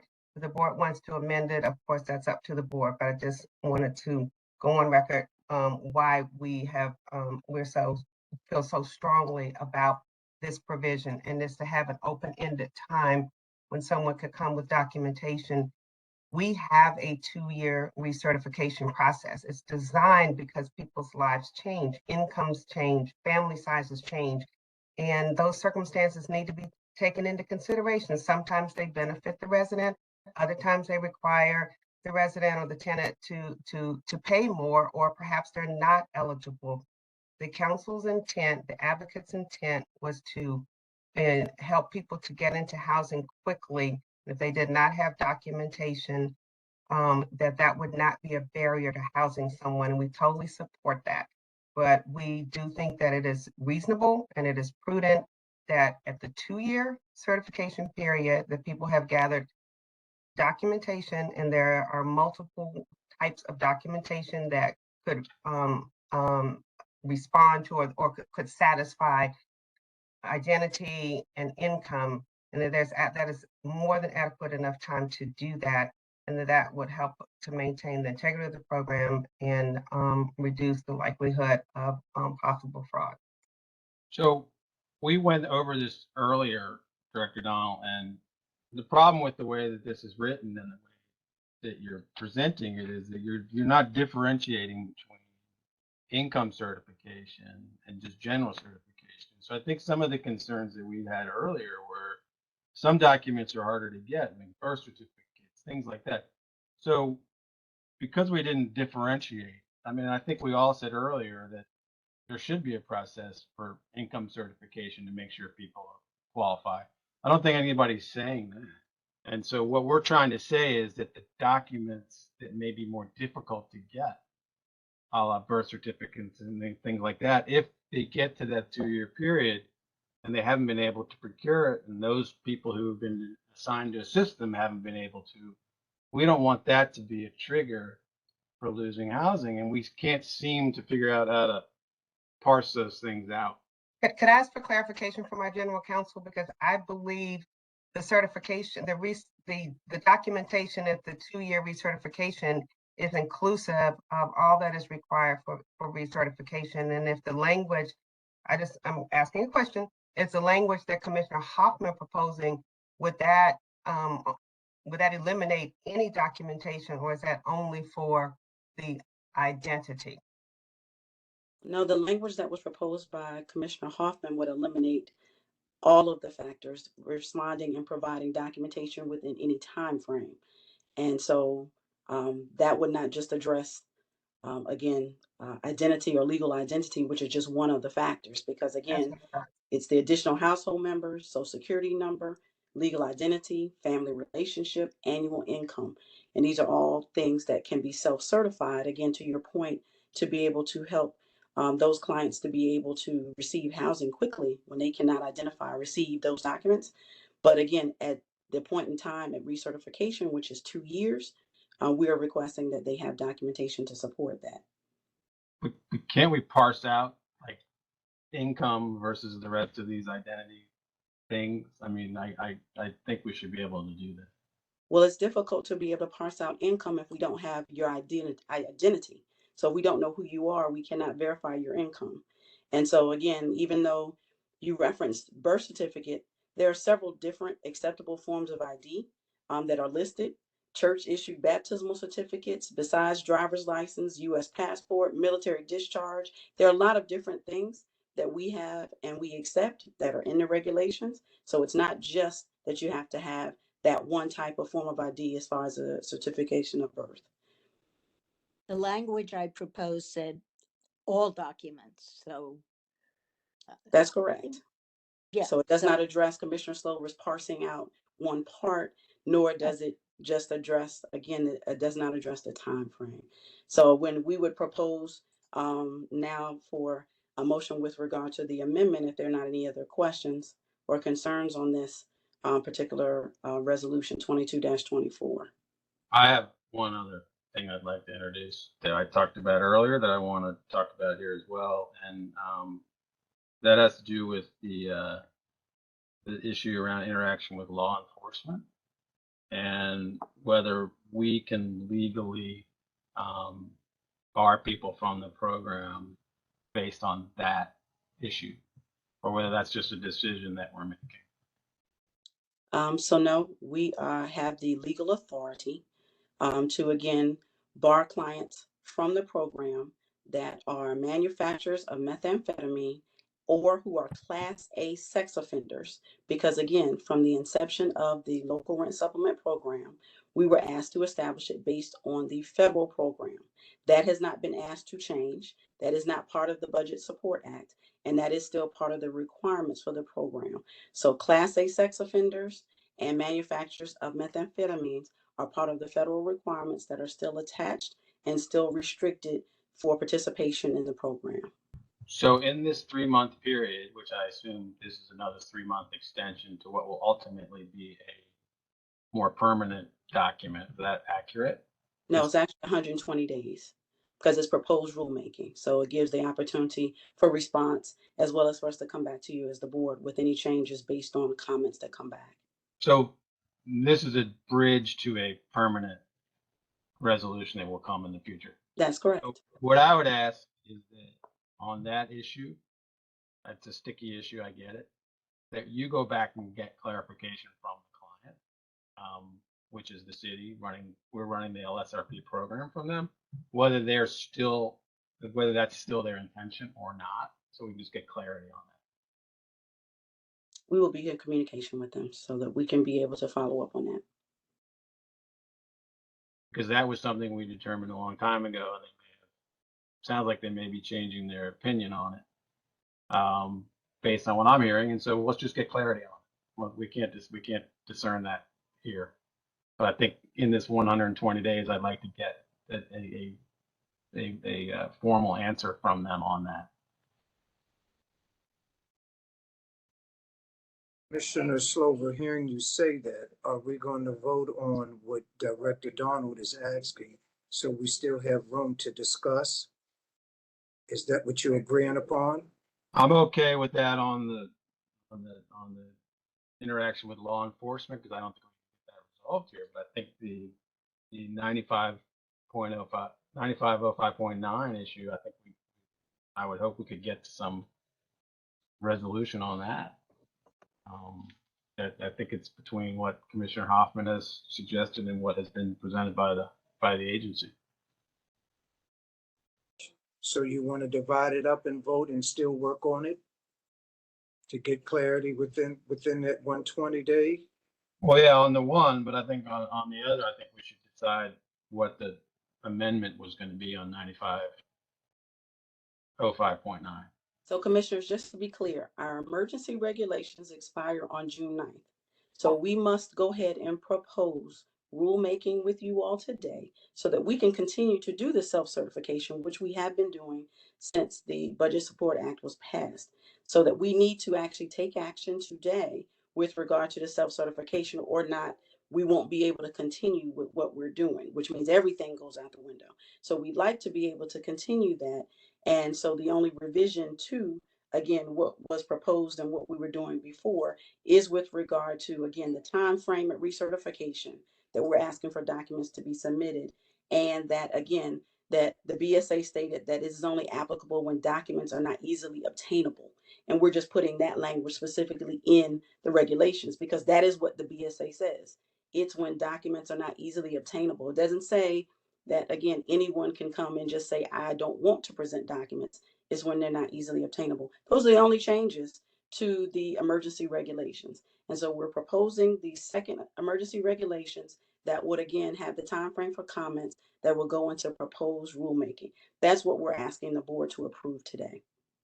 I don't think anybody's suggesting we're not going to do something here, but it is an opportunity, and it's not a small change that you made in terms of recertification. It's a big change, and so I think this is the opportunity to have that discussion, and so I don't want to be rushed through this. I think this is the opportunity for the board to discern what it wants to see at 9505.9. As you said, Commissioner Slover, again, we can't, again, know what it is that the BSA wants to do. They have already provided language as far as their regulations. You've asked for us to have further communication. We can't do that, as you said, here in this venue, so that we can be able to entertain that during this 120-day period. Commissioner Skinner and Commissioner Lee, I see both of you have hands up. Yes, given what you just said about the current emergency resolution expiring tomorrow, and the fact that we will have additional time to discuss this, I'm going to go ahead and move that we approve Resolution 22-24 as amended by Ms. Bond's previous amendment. Second. Second. Thank you. I'll do a roll call. Commissioner Harris? Yes. Thank you. Commissioner Hoffman? No. Thank you. Commissioner Lee? Yes. Thank you. Commissioner Ortiz-Gow? Yes. Thank you. Commissioner Parker? Yes. Thank you. Commissioner Skinner? Yes. Thank you. Commissioner Slover? No. Thank you. Commissioner Strickland? Yes. Thank you. Commissioner Blackson? No. Thank you. Commissioner Falchecchio? Yes. Thank you. And Mr. Chair, Mr. Counsel? I'm sorry, I didn't hear you. Can you repeat that, please? No. No, thank you. You have 7 yes, 4 no. The resolution is approved as amended. Are there more people on the phone than the last vote? Actually, yes, Commissioner Blackson wasn't on for the last vote. Thanks. I'm paying attention. Okay, now we're moving to our testimony. Yet again, non-residents have 3 minutes and residents have 5 minutes. Please be respectful. If you're not going to be respectful, we're going to turn your mic off. Thank you. Okay, the first resident we have that signed up for general comments is Richard DeMuth. Is Mr. DeMuth on? I'll keep moving. Miss Wanda Davis, is Miss Davis on? If you need to unmute, you can hit *9 on your phone or *6. Okay, I'll keep going. Hello. Hello. Oh, there you are. Miss Davis, go ahead. You have 5 minutes. This is okay. My concerns is that a year ago, there was supposed to be a transition as far as renovation up here on Montana. And the last meeting that they had was back here in January, and nothing else has been said about it. That's one of my concerns. My other concern that I've been living here for almost 9 years come October. And the 9 years that I've been here, I've had the water problem, which comes every year within this 8 to 10 months. So I don't know when the next one is going to occur. I've had water damage done to my furniture, and I brought it to the resident manager. She took a picture of it. Now, it's been 2 years that I've had this coffee table, end table, and I gave her a report of it. And now she wants a receipt, which I could not provide that because I don't have it. I had an area rug I've only had for 3 months, and they never replaced that. On top of the water issues that I've had up here, it's the activity. I live on a strip on 15th Street. You have a police officer that's occupying, matter of fact, 2, that's occupying a house here on the property, and nothing is being done. So I don't even know what the purpose of having them up here.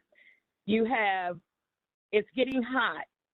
So the activity with the drugs, the car wash, people having cookouts on the outside, on the sidewalk, grills across the street on the recreation. I understand that y'all don't have anything to do with that, but I'm pretty sure that if you communicated with them, some of these things could be alleviated.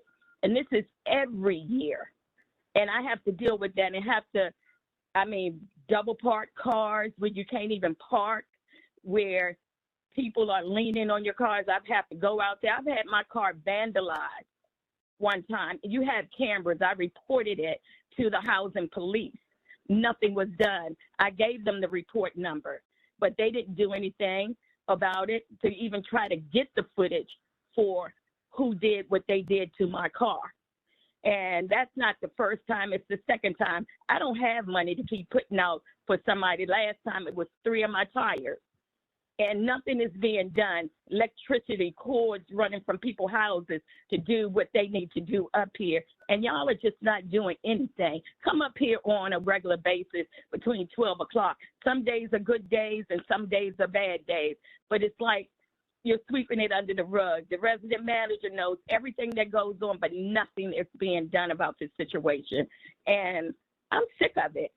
The wintertime is not too bad, but you're going to have your drug activity no matter what when you have a big sign. What you need up here is no loitering up here. And something needs to be done. The housing police, they never come on this property. And I'm home all the time because I had to retire from my job. So I would appreciate it very much if y'all would come up here and see what's going on and just not put in a blind eye on it and not trying to do anything about this situation, because this is low income. You don't have to live like it's low income. And I know that there's something that you all can do about it, but you're not. And it's an ongoing situation that needs to stop. And I'm tired of living like this. I live in a 4-bedroom house and I'm in here by myself, and I don't need all of this room. This could be occupied for somebody else. I just want to know when they're going to make this transition, or when I can move into something, a 1-bedroom for myself, because everybody has left. 1 minute. Ms. Davis, we'll be out to see you within the next week or so. We'll follow up with public safety and our property management office, and we'll also talk to you specifically about your own housing conditions, okay? I would appreciate it very much. Thank you, Thank ma'am. you. And I'd like to say thank you also for what you did do as far as my rent was concerned and my granddaughter being removed off of my lease. I really appreciate that very Glad much. that worked out, Ms. Davis. Thank you. You're welcome. Thank you. Next we have Ms. Linda Brown for general comments. Ms. Brown. Okay. Ms. Rosa Bearbridge for general comments. Is Ms. Bearbridge on? Yes, thank you. Hello, everyone. Good afternoon. This is Rosa Bearbridge, president of Lincoln Road. And I've heard a lot of wonderful things today, and I would like to applaud you in the way you're going. But the question still haunts me. What have you done for me lately? I know about the renovations that's coming up. I'm listening to the resolutions, the contracts, and the money, and the 44%. It's only going towards the resident. Again, I would like to ask, what have you done for me lately? We're living in deplorable conditions. We need to become self-sufficient. I think every resident, I think every human being wants to be that way. Perhaps you want to tell me about this new program that will provide me with in-house training. Or perhaps you want to tell me that you're making sure when we do these initiatives that it includes the protective class also, the seniors, the ADA, the young people. I still want to know, what have you done for me lately? Because while my heart is with all the things that you're doing, and I'm hearing great news, I don't hear what is happening with the residents. In fact, the resident that testified prior to me is telling me that you're wasting money because she's residing in a 4-bedroom house when she only needs a 1-bedroom. Is HUD still covering that blank space, you know, like she pays her percentage and the other percentage is being covered by HUD? We have to do better, DCHA. You know, one of my favorite scriptures, which make me think, is Mark 8:36. It says, "For what shall it profit a man if he gain the whole world and lose his soul?" I ask you to think about it when you make your votes. Commissioners, we depend on you. You are there for a purpose, not just to be a yes man, but you are there to think. You are there to advocate. You are there to make sure that I'm living the best life possible as far as DCHA is concerned. So I don't expect an answer to my question, but I would like for you to let it reside in your system, in your essence. And when it comes to the residents of DCHA, what have you done for us lately? Thank you. Everyone have a good evening. Thank you, Ms. Burbridge. Next for general comments is Ms. Settles. Is Ms. Settles there? Okay. Yes, I just want to make a general comment on, I want to talk, speak specifically to Commissioner Hoffman and Commissioner Slover. I'd like to express my appreciation for them breaking down to residents some of the things that they can as far as information being shared with them. At every commissioner meeting that I've gone to, they have broke it down. Resolutions are just words on paper for most residents who don't understand the language.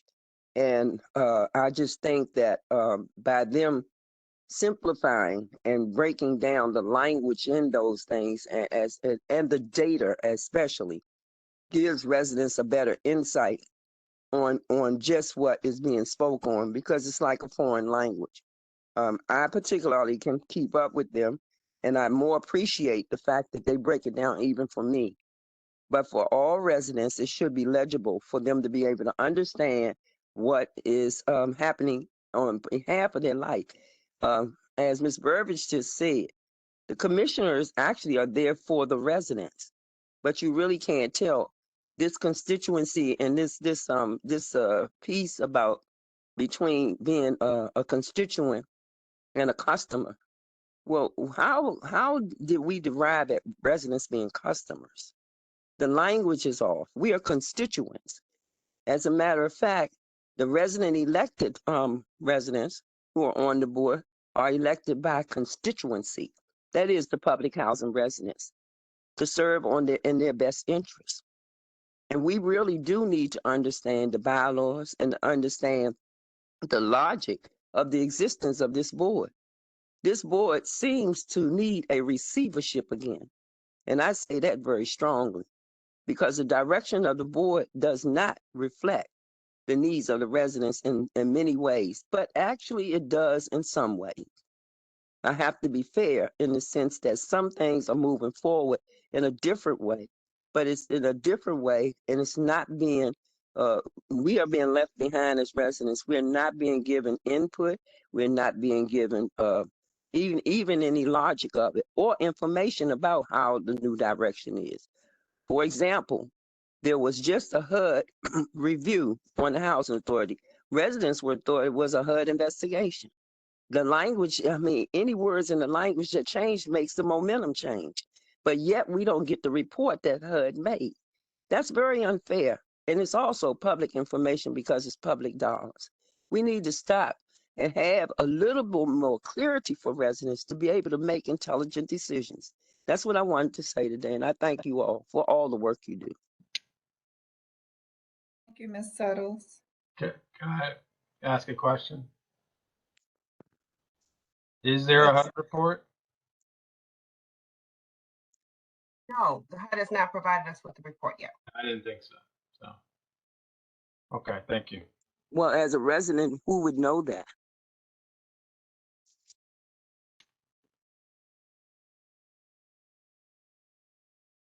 Makes you feel any better? I didn't know. Thank you. There's nothing to report if we haven't received a report. But okay. Next for general comments is Adrian Herbert. Okay, I'll move on. Paulette Matthews. Ms. Matthews.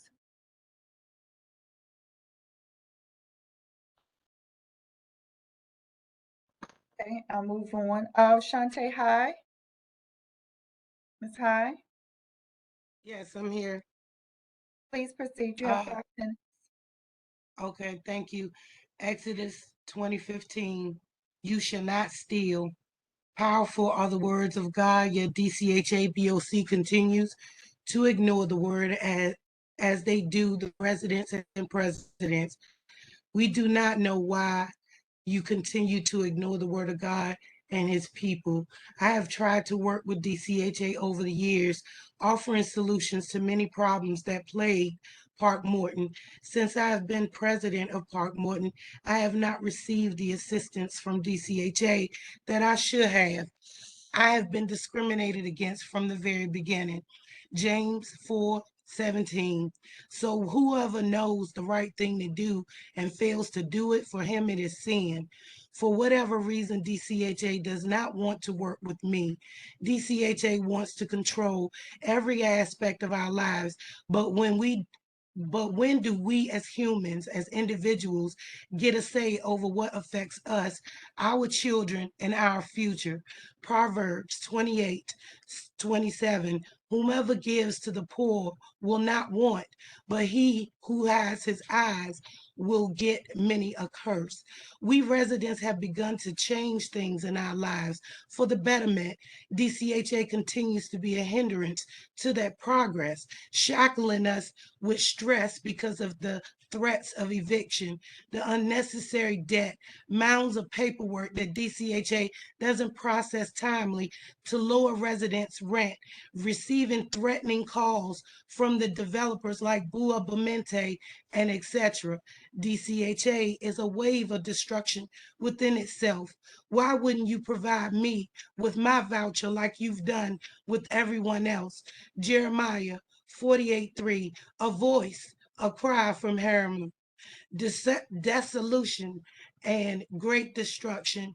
As I watch my community be ripped apart, first moving my neighbors, now watching the destruction of the buildings where lives were lived and memories were made, come down into rubble and discarded.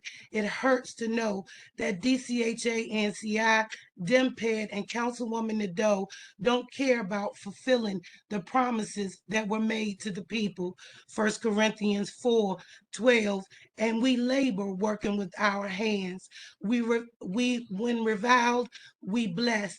When persecuted, we endure. I have endured DCHA's wrath for so long. Am I not worthy of a voucher to begin life anew?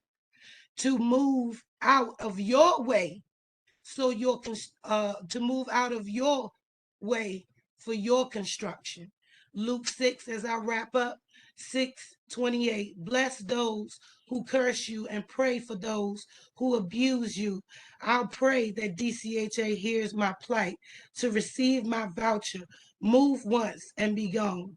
Ms. High, President of the Council at Parkmore. Thank you, Ms. High. Next is Tiffany Reed. Ms. Reed. I'll move on. Lastly, for resident public comments, Patricia Bishop. Ms. Bishop, you have general comments? Yes, I would like to speak on Greenleaf, and thank you, Board. Just to bring to the attention of my attention, just the other day, gentleman was working on the roof, and I spoke with the manager to ask why they was up there. The exhaust fans was being fixed.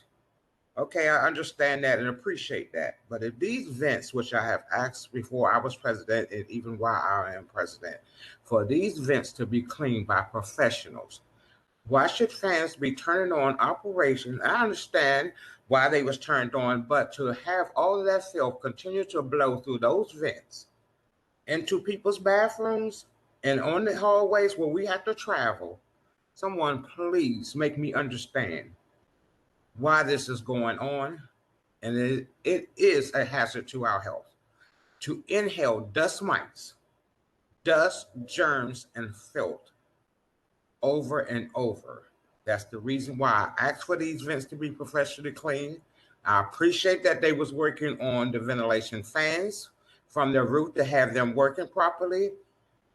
But to do that, but not clean the vents before they was turned on, it's a hazard to our health. And please, please do not harm us anymore.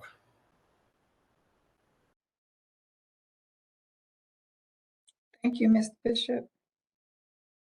We'll move on now to non-resident. I apologize. Can somebody answer the question? Sorry. I don't know the answer to that question, Ms. Bishop. I don't know if Ms. Eath or if that's from capital programs, so we'll have to follow up with you. Okay, thank you. The first for non-residents for general comments is Mr. Lee Simon. Did you have additional comments, Mr. Simon? Okay. Hello, hi, sorry about that. Thank you. You have 3 minutes. Great, yep. I wanted to comment on the ongoing process to decrease the HCPP rent standard.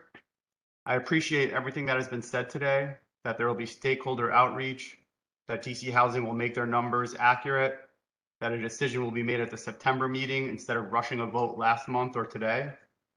However, this was not always the case. On May 5th, when 110% of SAFMR was proposed, it was shocking and would have had horrible consequences for landlords, tenants, and the HCVP program generally. On May 5th, a vote was proposed for May 11th, only 6 days later. The meeting ended with an agreement for a vote today. If today's proposal of stakeholder outreach and accurate numbers had been what was stated on May 5th, that would have been reasonable, but it was not, and the cat is already out of the bag on 110% SAFMR. As a result, banks have stopped lending on projects that have tenants in the HCVP program. Landlords have begun to sell their properties, or to reposition them as market rate or condo conversions. I'm glad DCHA has decided not to rush a vote today, but DCHA needs to be transparent. Share the Novogradac study, share the memo Council Member Slover references from 4/12/21, share the numbers that lead DCHA to believe 64% of landlords will get an increase, and make a statement that lets the market know that reducing rents to 110% of SAFMR is no longer on the table. Even something as simple as stating that any changes will only affect new contracts and no existing tenants will get a decrease would go a long way to calming the markets between now and the September vote.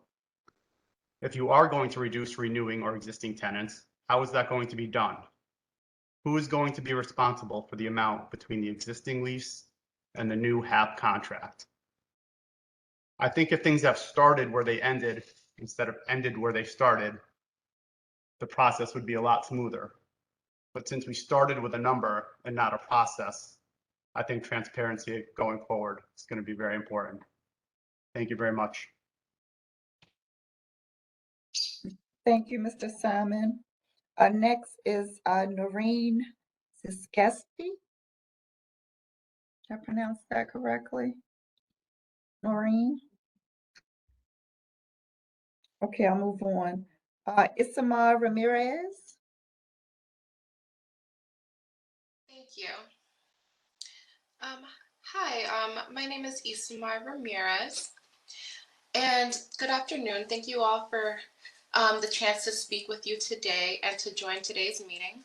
And I'm also speaking in reference to the 110% of the SAFMR. And I understand that, this may not be passed and that the number may be adjusted, but I wanted to present just, a little bit of feedback as a small landlord, small housing provider on what the impact would be if 110% of the SAFMR is passed.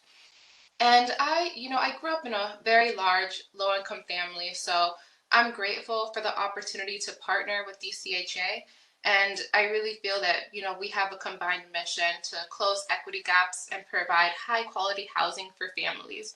So I'm grateful for the opportunity to partner with you on that. And with that, my partners and I focus on providing larger units, such as 6-bedroom homes for families with vouchers. And we really take great care to provide beautiful homes that we would be proud to live in within high opportunity zones.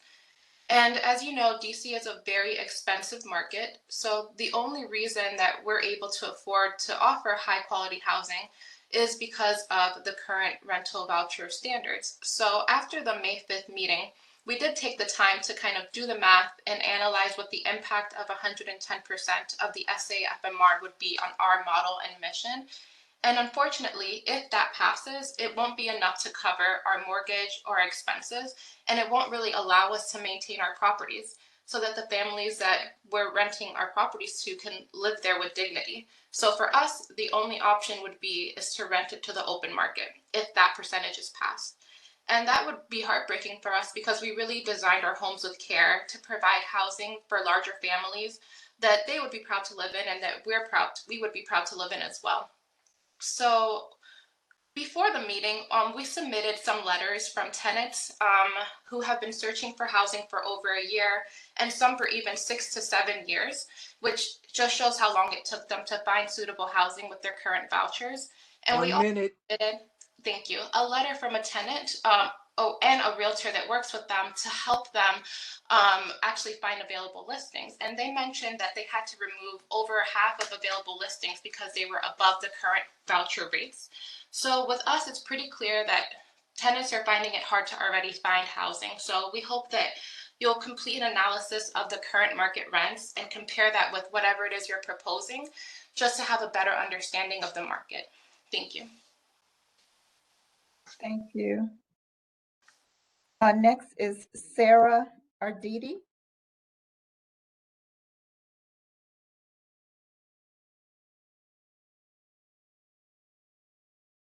You have 3 minutes. Thank you.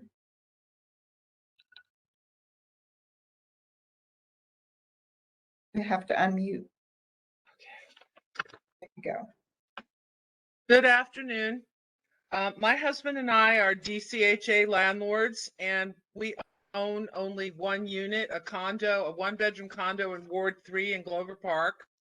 Being DCHA landlords has allowed us to provide a very nice and stable housing situation 5 years to the same tenants, a middle-aged couple with disability issues. We would very much like to continue this arrangement, but my unit is apparently slated for a $500 per month rent decrease, which would put it at $200 per month under current market value.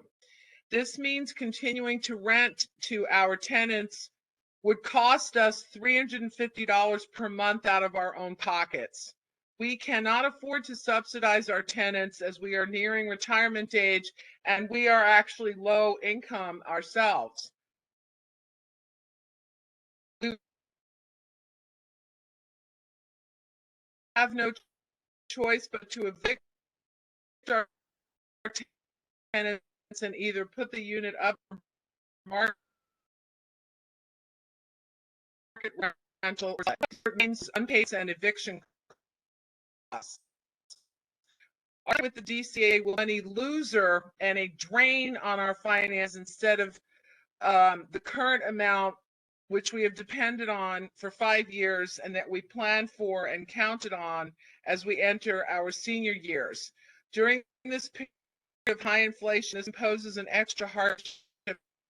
It amounts to the DCHA pulling out the rug from under those of us landlords who are getting a rent decrease. If I have to terminate my HAP contract, my tenants will obviously not be able to pay the market rent, and I know them well enough to believe they will most likely just stay in the condo without paying rent, except for the tiny amount they are paying now, and wait for me to evict them due to not paying the rent. On average, it takes 12 to 18 months to evict a tenant in DC, and in the meantime, I will be racking up tens of thousands of dollars in unpaid rent and attorney's fees that could realistically amount to a loss of $30 to $40,000.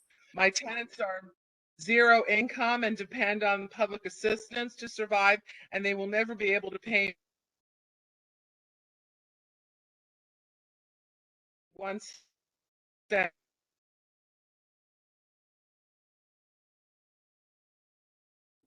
What they would owe me if we do evict. And 2, will the DCHA consider paying the eviction costs for those of us who will have to evict if we get a rent decrease? Thank you.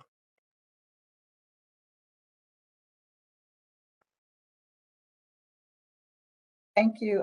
Next is Russell Brown. Can someone answer? Can someone please answer questions? Hello? Ma'am, the board is not acting on anything now. We are doing a review and study with work groups over the summer to come back with recommendations to the board. Nothing has been decided, including various options for making adjustments, if any, phasing in. So we appreciate you giving us that additional input, but there's no action at this point, and we do appreciate that feedback. Okay.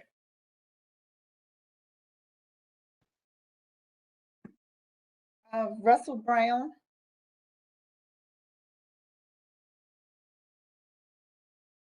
Amanda Gant.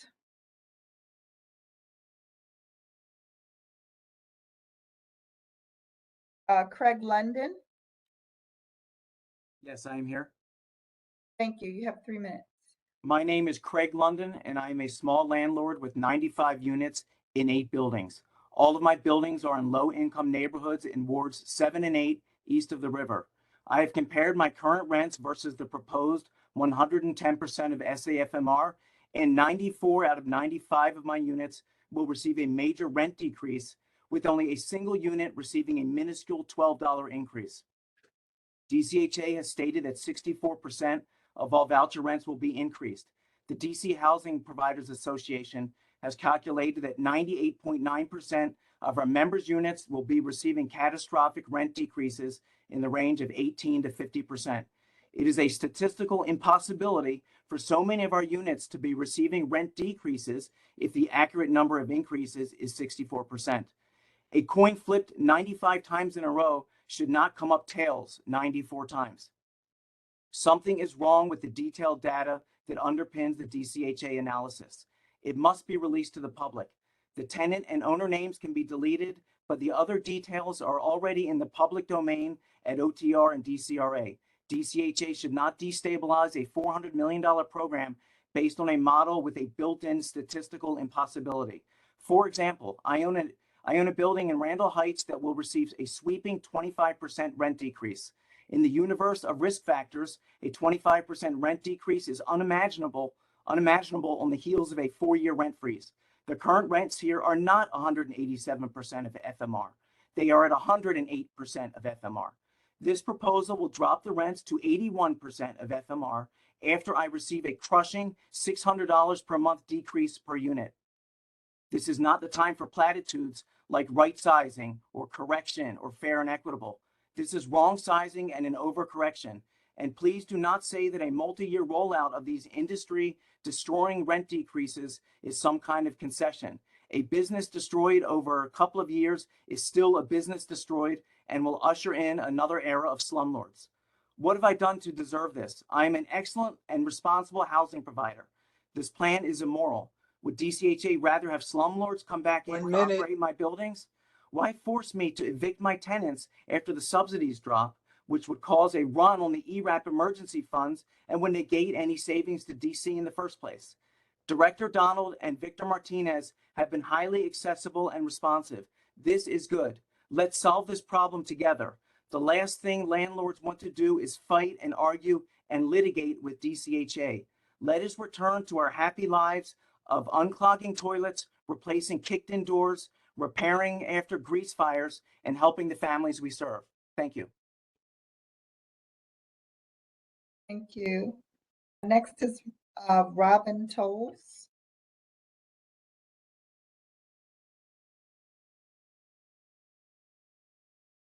Okay. Joe Simon. Yes, hello. Yes, please proceed. You have 3 minutes. Thank you. First, I want to thank you for giving me this opportunity to speak today. My name is Joe Simon. I'm also a small housing provider in the district. And I want to thank the board and Director Donald for being accessible and for hearing my concerns about this. So my mission is to provide homes to as many families and children as much as I can with the highest quality. So I watched the May 5th Board of Commission meeting, and the proposed rent decreases at 110 SAFMR would lower the availability of rental units in high opportunity neighborhoods. So as an example, a real life example, I'm in the process right now of building and renovating 3 houses with 6 bedrooms each.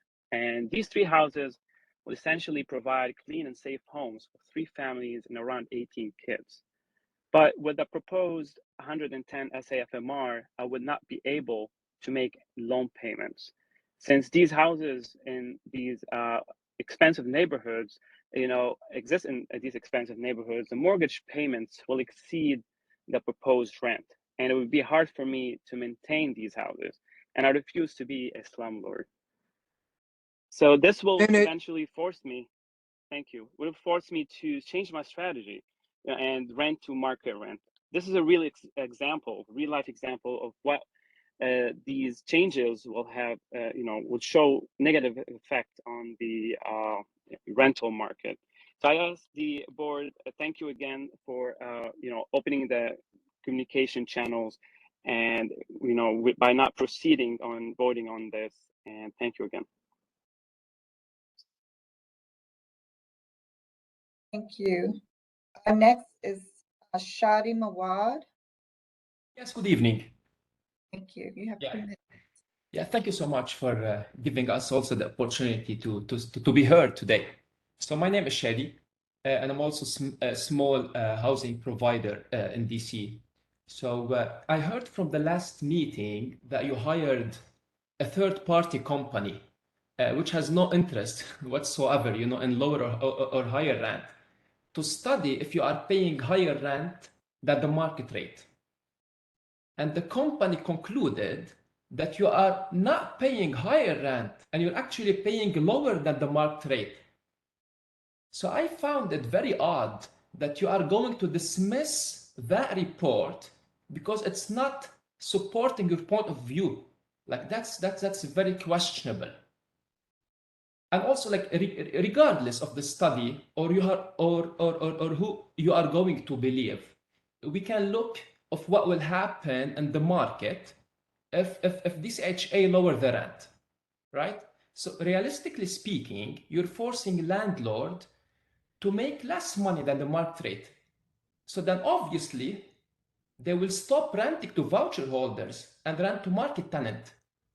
And now the families will be pushed to lower quality housing and lower opportunity zone, which means DCHA is pushing those families back into the poverty cycle where they are coming from. So you are misplacing those families and you are forcing us as small house provider to not be able to afford to participate in this program anymore. And also placing a burden on us and go to courts now and do the eviction because we'll not be able to afford anymore. Like now our mortgage would be higher than the market than the rent. So I think if you are going to decrease the rent, you should not be short-sighted with this one. Maybe on the short term, you will save some money. But in the long term, and that's 1 minute. Thank you. And that is pushing those families to lower opportunity neighborhood. They will stay in that program for longer time. So at the end, they will cost you more money because they won't be able to they will have to support, like, you will have to support them for longer time. But if they moved to high opportunity zone, they'll be out of the program faster. So I'm just saying that however you're looking at it, it makes no sense to decrease the rent. Despite independent studies showing that the rent is not above the market rate and it's actually lower, you are going to decrease the rent? Like, that's very questionable. And also DCHA, they want to push the price down, and this will cost you more because you are misplacing the family into lower opportunity zone and forcing them to stay poor. Actually, again, you might be saving money but on the long term, those families are gonna stay in the program for way longer. Thank you. Thank you. Next is Kelly Brown. Kelly Brown. Hello. Hi, thank you. 3 minutes, please proceed. Good evening. My name is Kelly Brown, and I'm a property owner in Marshall Heights. I currently rent 5-bedroom, 2-bathroom apartments, a virtual mansion, to HCVP and rapid rehousing families. We are currently being paid a little over $2,300 for these units. Sometimes these families can have almost 10 members inhabiting these units at a time. I have some very responsible and respectful tenants. However, a household this large with small children gets a lot of wear that costs and is currently seeing an increase in price. The country is on the verge of recession, and inflation is at a 40-year high. Everything is more expensive. The gas heating prices were at an all-time high this winter. The price of labor to make repairs has increased. Even the price of water and electric has increased. The price of wood has risen almost 60% in just the past 2 years. We use woods for doors, cabinets, and baseboards, and all of those things are now exponentially more expensive to procure. It is nonsensical and predatory to lower rent payment amounts when the price to live and the cost of labor and goods to rehab an apartment that a previous tenant has destroyed now costs more than ever.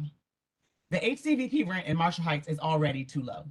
According to Zillow, the market rate price per square foot for a single-family dwelling has increased from $91 in 2018 to $224 in 2022, and yet owners have received no rental increase, even though the real estate prices have increased.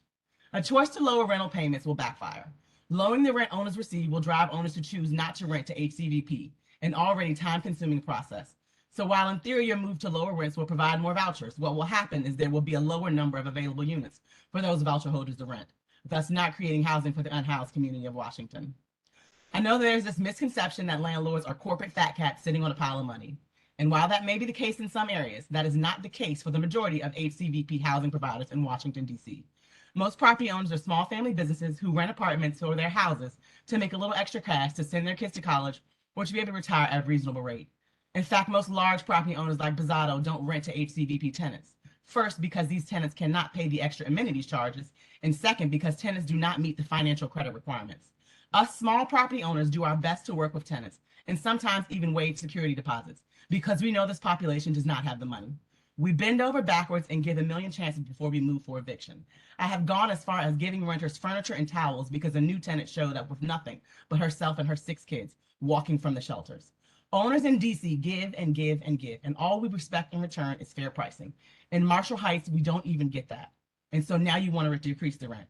Honestly, what is the point? I could easily turn this 5-bedroom into a storage unit and make more. Mr. Chair, I haven't been responding because many of the other landlords I've already been in communication with and they're participating in the work groups. But I do want to say to Ms. Brown and to everyone else listening that anything that we put on the table, we have discussed increasing rents that are below market rate and decreasing those that are above. So we are aware that there are a number of rents that are well below market rate, and that landlords have not gotten rent increases over the last 3 years, and we would want to build that in as part of doing the rent reasonableness standard. So I know some have called this lowering rent payments. That's not what this is. It really is looking at the rent payment standards to come back with recommendations to have fair market rates that are aligned with market rentals and allow accessibility across the city. I'm only going off what was given on that PDF form, and on that PDF form, my rents would be lowered. So that's what I'm going off of, what was sent on. Okay, that's not our fact sheet, I think, but thank you. Next, we have Ella Williams Braddock.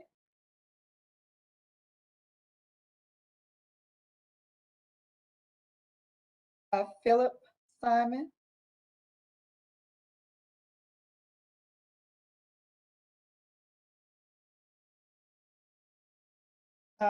Mr. Del Pelago.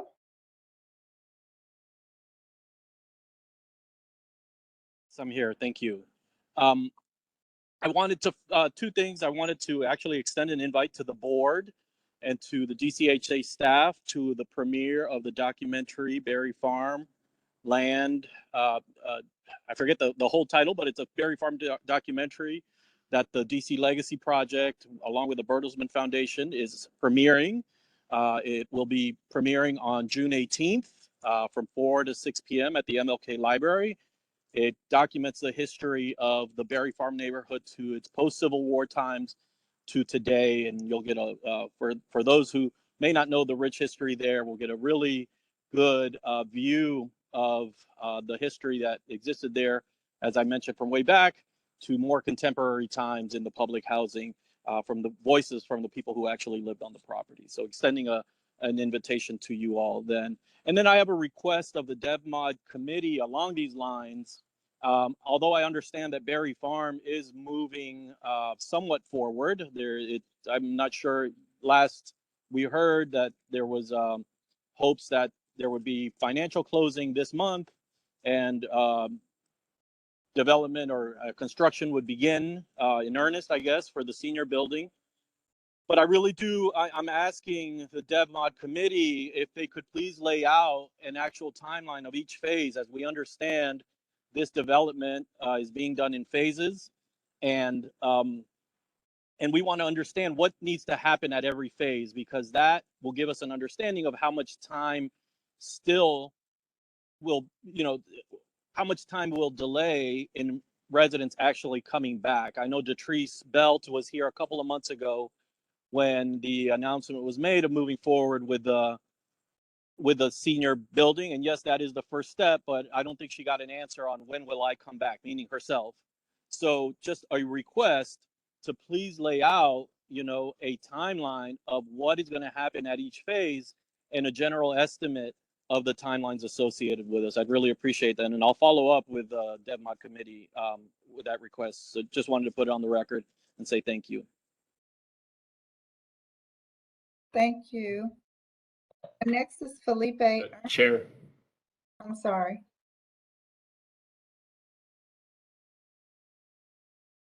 Okay. John, you have something you Yeah, want to thank say? you. Go ahead. Yeah, just one thing, Daniel, if you could help us. One thing that is on the critical path that I know we've been tracking is there's a particular alley closing that the council has that's part of the Berry Farm project, and it's been stuck at the council. We've flagged it for Chairman Mendelson, and it still seems to be stuck. I've talked to Councilmember Trout White about it. He's asked the chairman about it. And I know the project team has talked to the chairman about it. But for some reason it's stuck, and that's on the critical path. So we could get you some more information about it. But if you would lend your voice to the urgency around that, that would be helpful as well. Thank you. And I think these are the kind of things that residents are owed. You know, I'm not sure if the group of residents who meets with the developer regularly is being told of these things. I could be wrong. But in general, I think there needs to be a lot of better communication of just what is involved at each phase, all of these little nuances that delay these developments. So thank you for flagging that. Yeah, we'll follow up. Yeah, and I don't know if it has. I just decided to jump at the opportunity while I had you.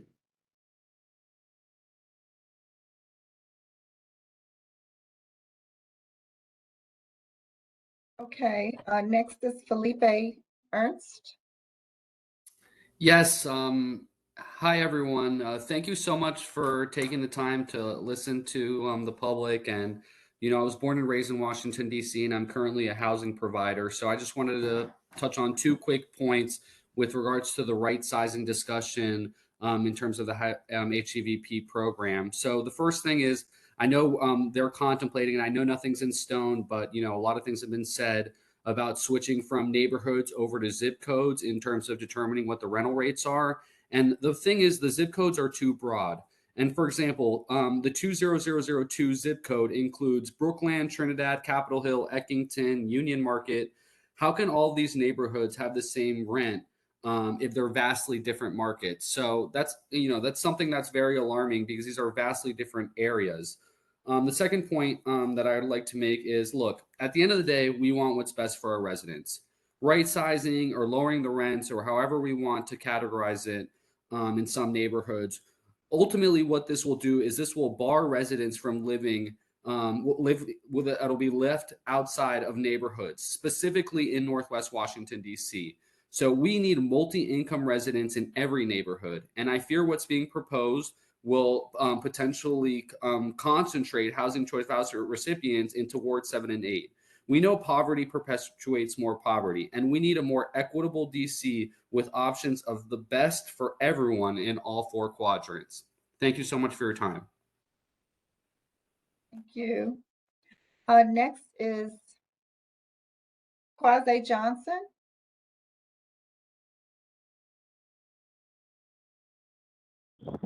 Hello? Yes. Quasi This Johnson. is Ms. Murphy. Is this all just non-residents? Because I believe I was skipped as a resident, or is it both? What's your name? Deshawn Murphy. Yes, I did call you earlier, but you can go ahead and give your testimony.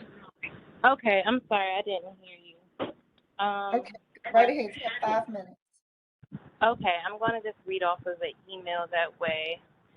So I first want to thank Stacey Lincoln, the constituent representative for at-large Councilmember Anita Barnes, also Wayne Waller and Monica McDonald for being vigilant in my process. But I'm just going to read you guys the emails that I sent and on my issue, because I'm going to be rambling and I don't want to waste time.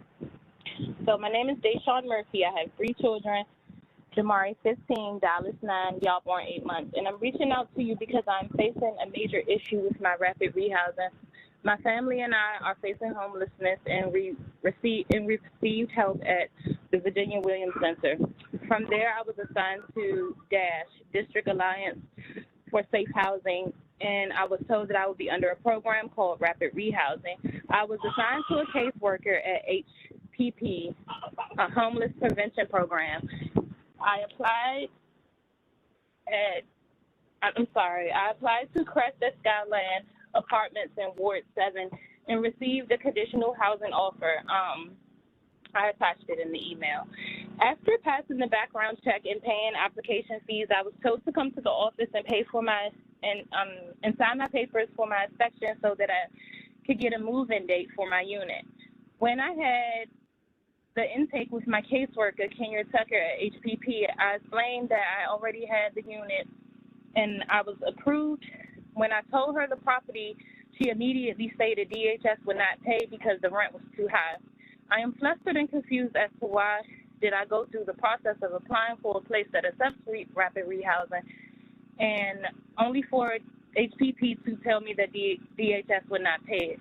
I reached out to Council Member Anita Bonds, and I have been receiving help. Unfortunately, I still didn't receive. They had to deny me the place because I didn't get the help in time. But I have another email I wanted to go over quickly. Let's see. One second.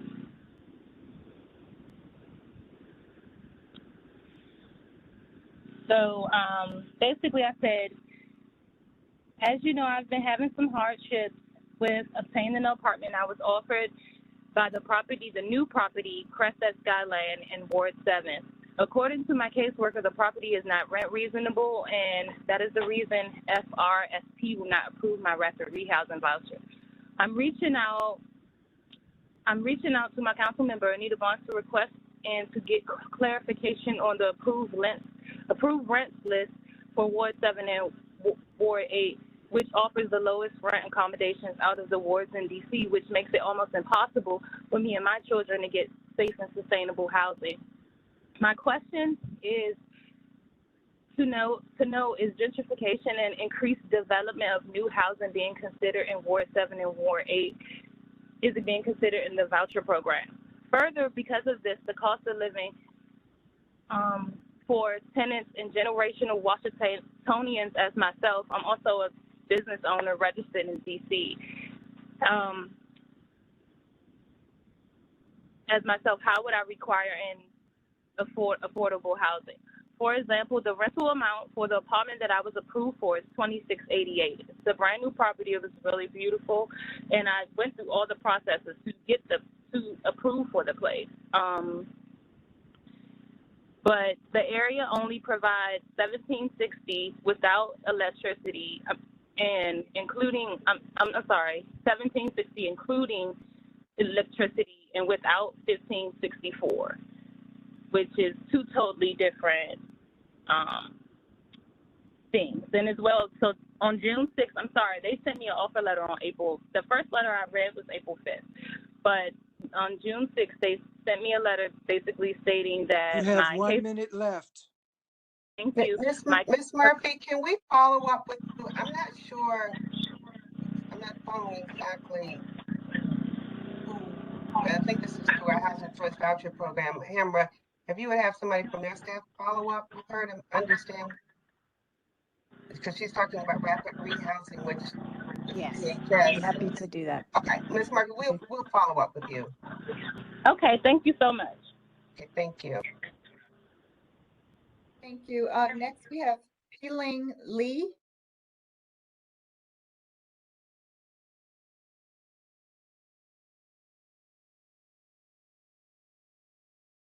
Okay, I'll move on to Will Johnston.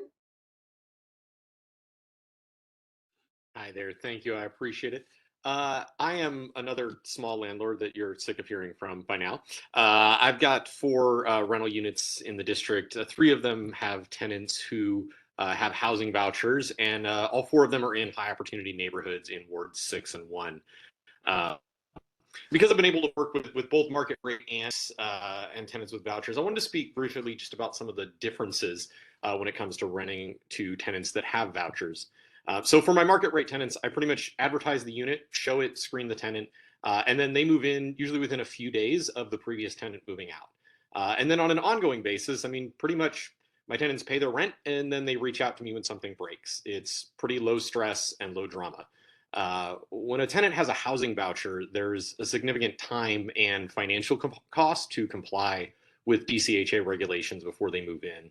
This usually involves a month of vacancy to get lease-up paperwork, inspection, repairs, and re-inspection done. And that's obviously a month where rent isn't being collected. And then there's repairs to meet housing quality standards that aren't the kinds of repairs that are needed when market rate tenants are living in a property. And then on an ongoing basis, unfortunately, I've had a lot more issues when working with tenants who have vouchers. I often don't get the portion of the rent that they're supposed to be paying. I've had sewer backups because someone flushed plastic bags down the toilet.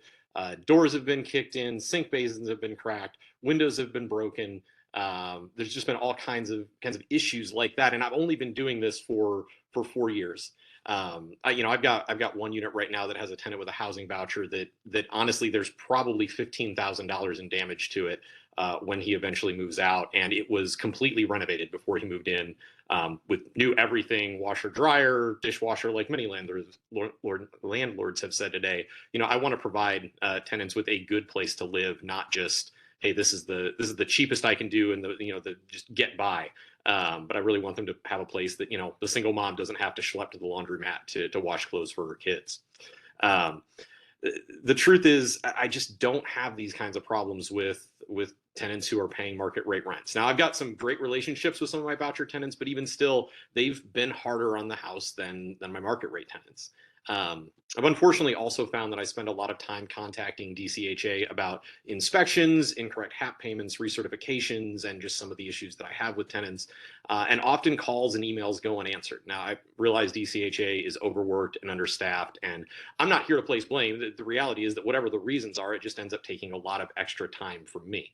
I'm in the middle of a situation right now where I've ended up serving as something of a case manager for a tenant who needs to I say all of this because it seems like there's a question of whether landlords are receiving extra money or too much money for units that are being rented to housing vouchers. But honestly, any extra money comes along with some significant extra costs and time investment involved in working with the program. I think sometimes there's a belief that renting to tenants with vouchers is just the same as renting to tenants without vouchers, but that's just not the case. 1 minute left. I was asked recently by someone, how much of a rent cut could you take and still participate in the program? And it's hard to put an exact percentage on it, and figure out what it's worth and whatnot. But I can say that I've got a vacancy coming up in a 4-bedroom house in Columbia Heights in the next month or two. And due to the uncertainty around rents, I'm probably going to sell it rather than re-rent it. And it'll likely just be purchased by someone who wants to own a home, and that'll leave one less already scarce 4-bedroom unit available to voucher holders. Now, I'm not asking you to feel bad for me or for landlords, because you shouldn't, but cutting rents will reduce the number of units available to voucher holders. It doesn't have to be all the way to 110% of FMR to negatively impact the available units. A cut might free up some money to create additional vouchers, but I'm just not sure there will be units for those voucher holders to move into, especially in higher opportunity neighborhoods and with larger 3- and 4-bedroom units that are needed by families. There's this perception, I think, often that landlords and tenants are at odds with one another, but this is one area where our interests are very much aligned. I would hope and encourage DCHA staff and board members to consider the impact in housing availability for voucher holders before deciding to right-size rents. Thank you.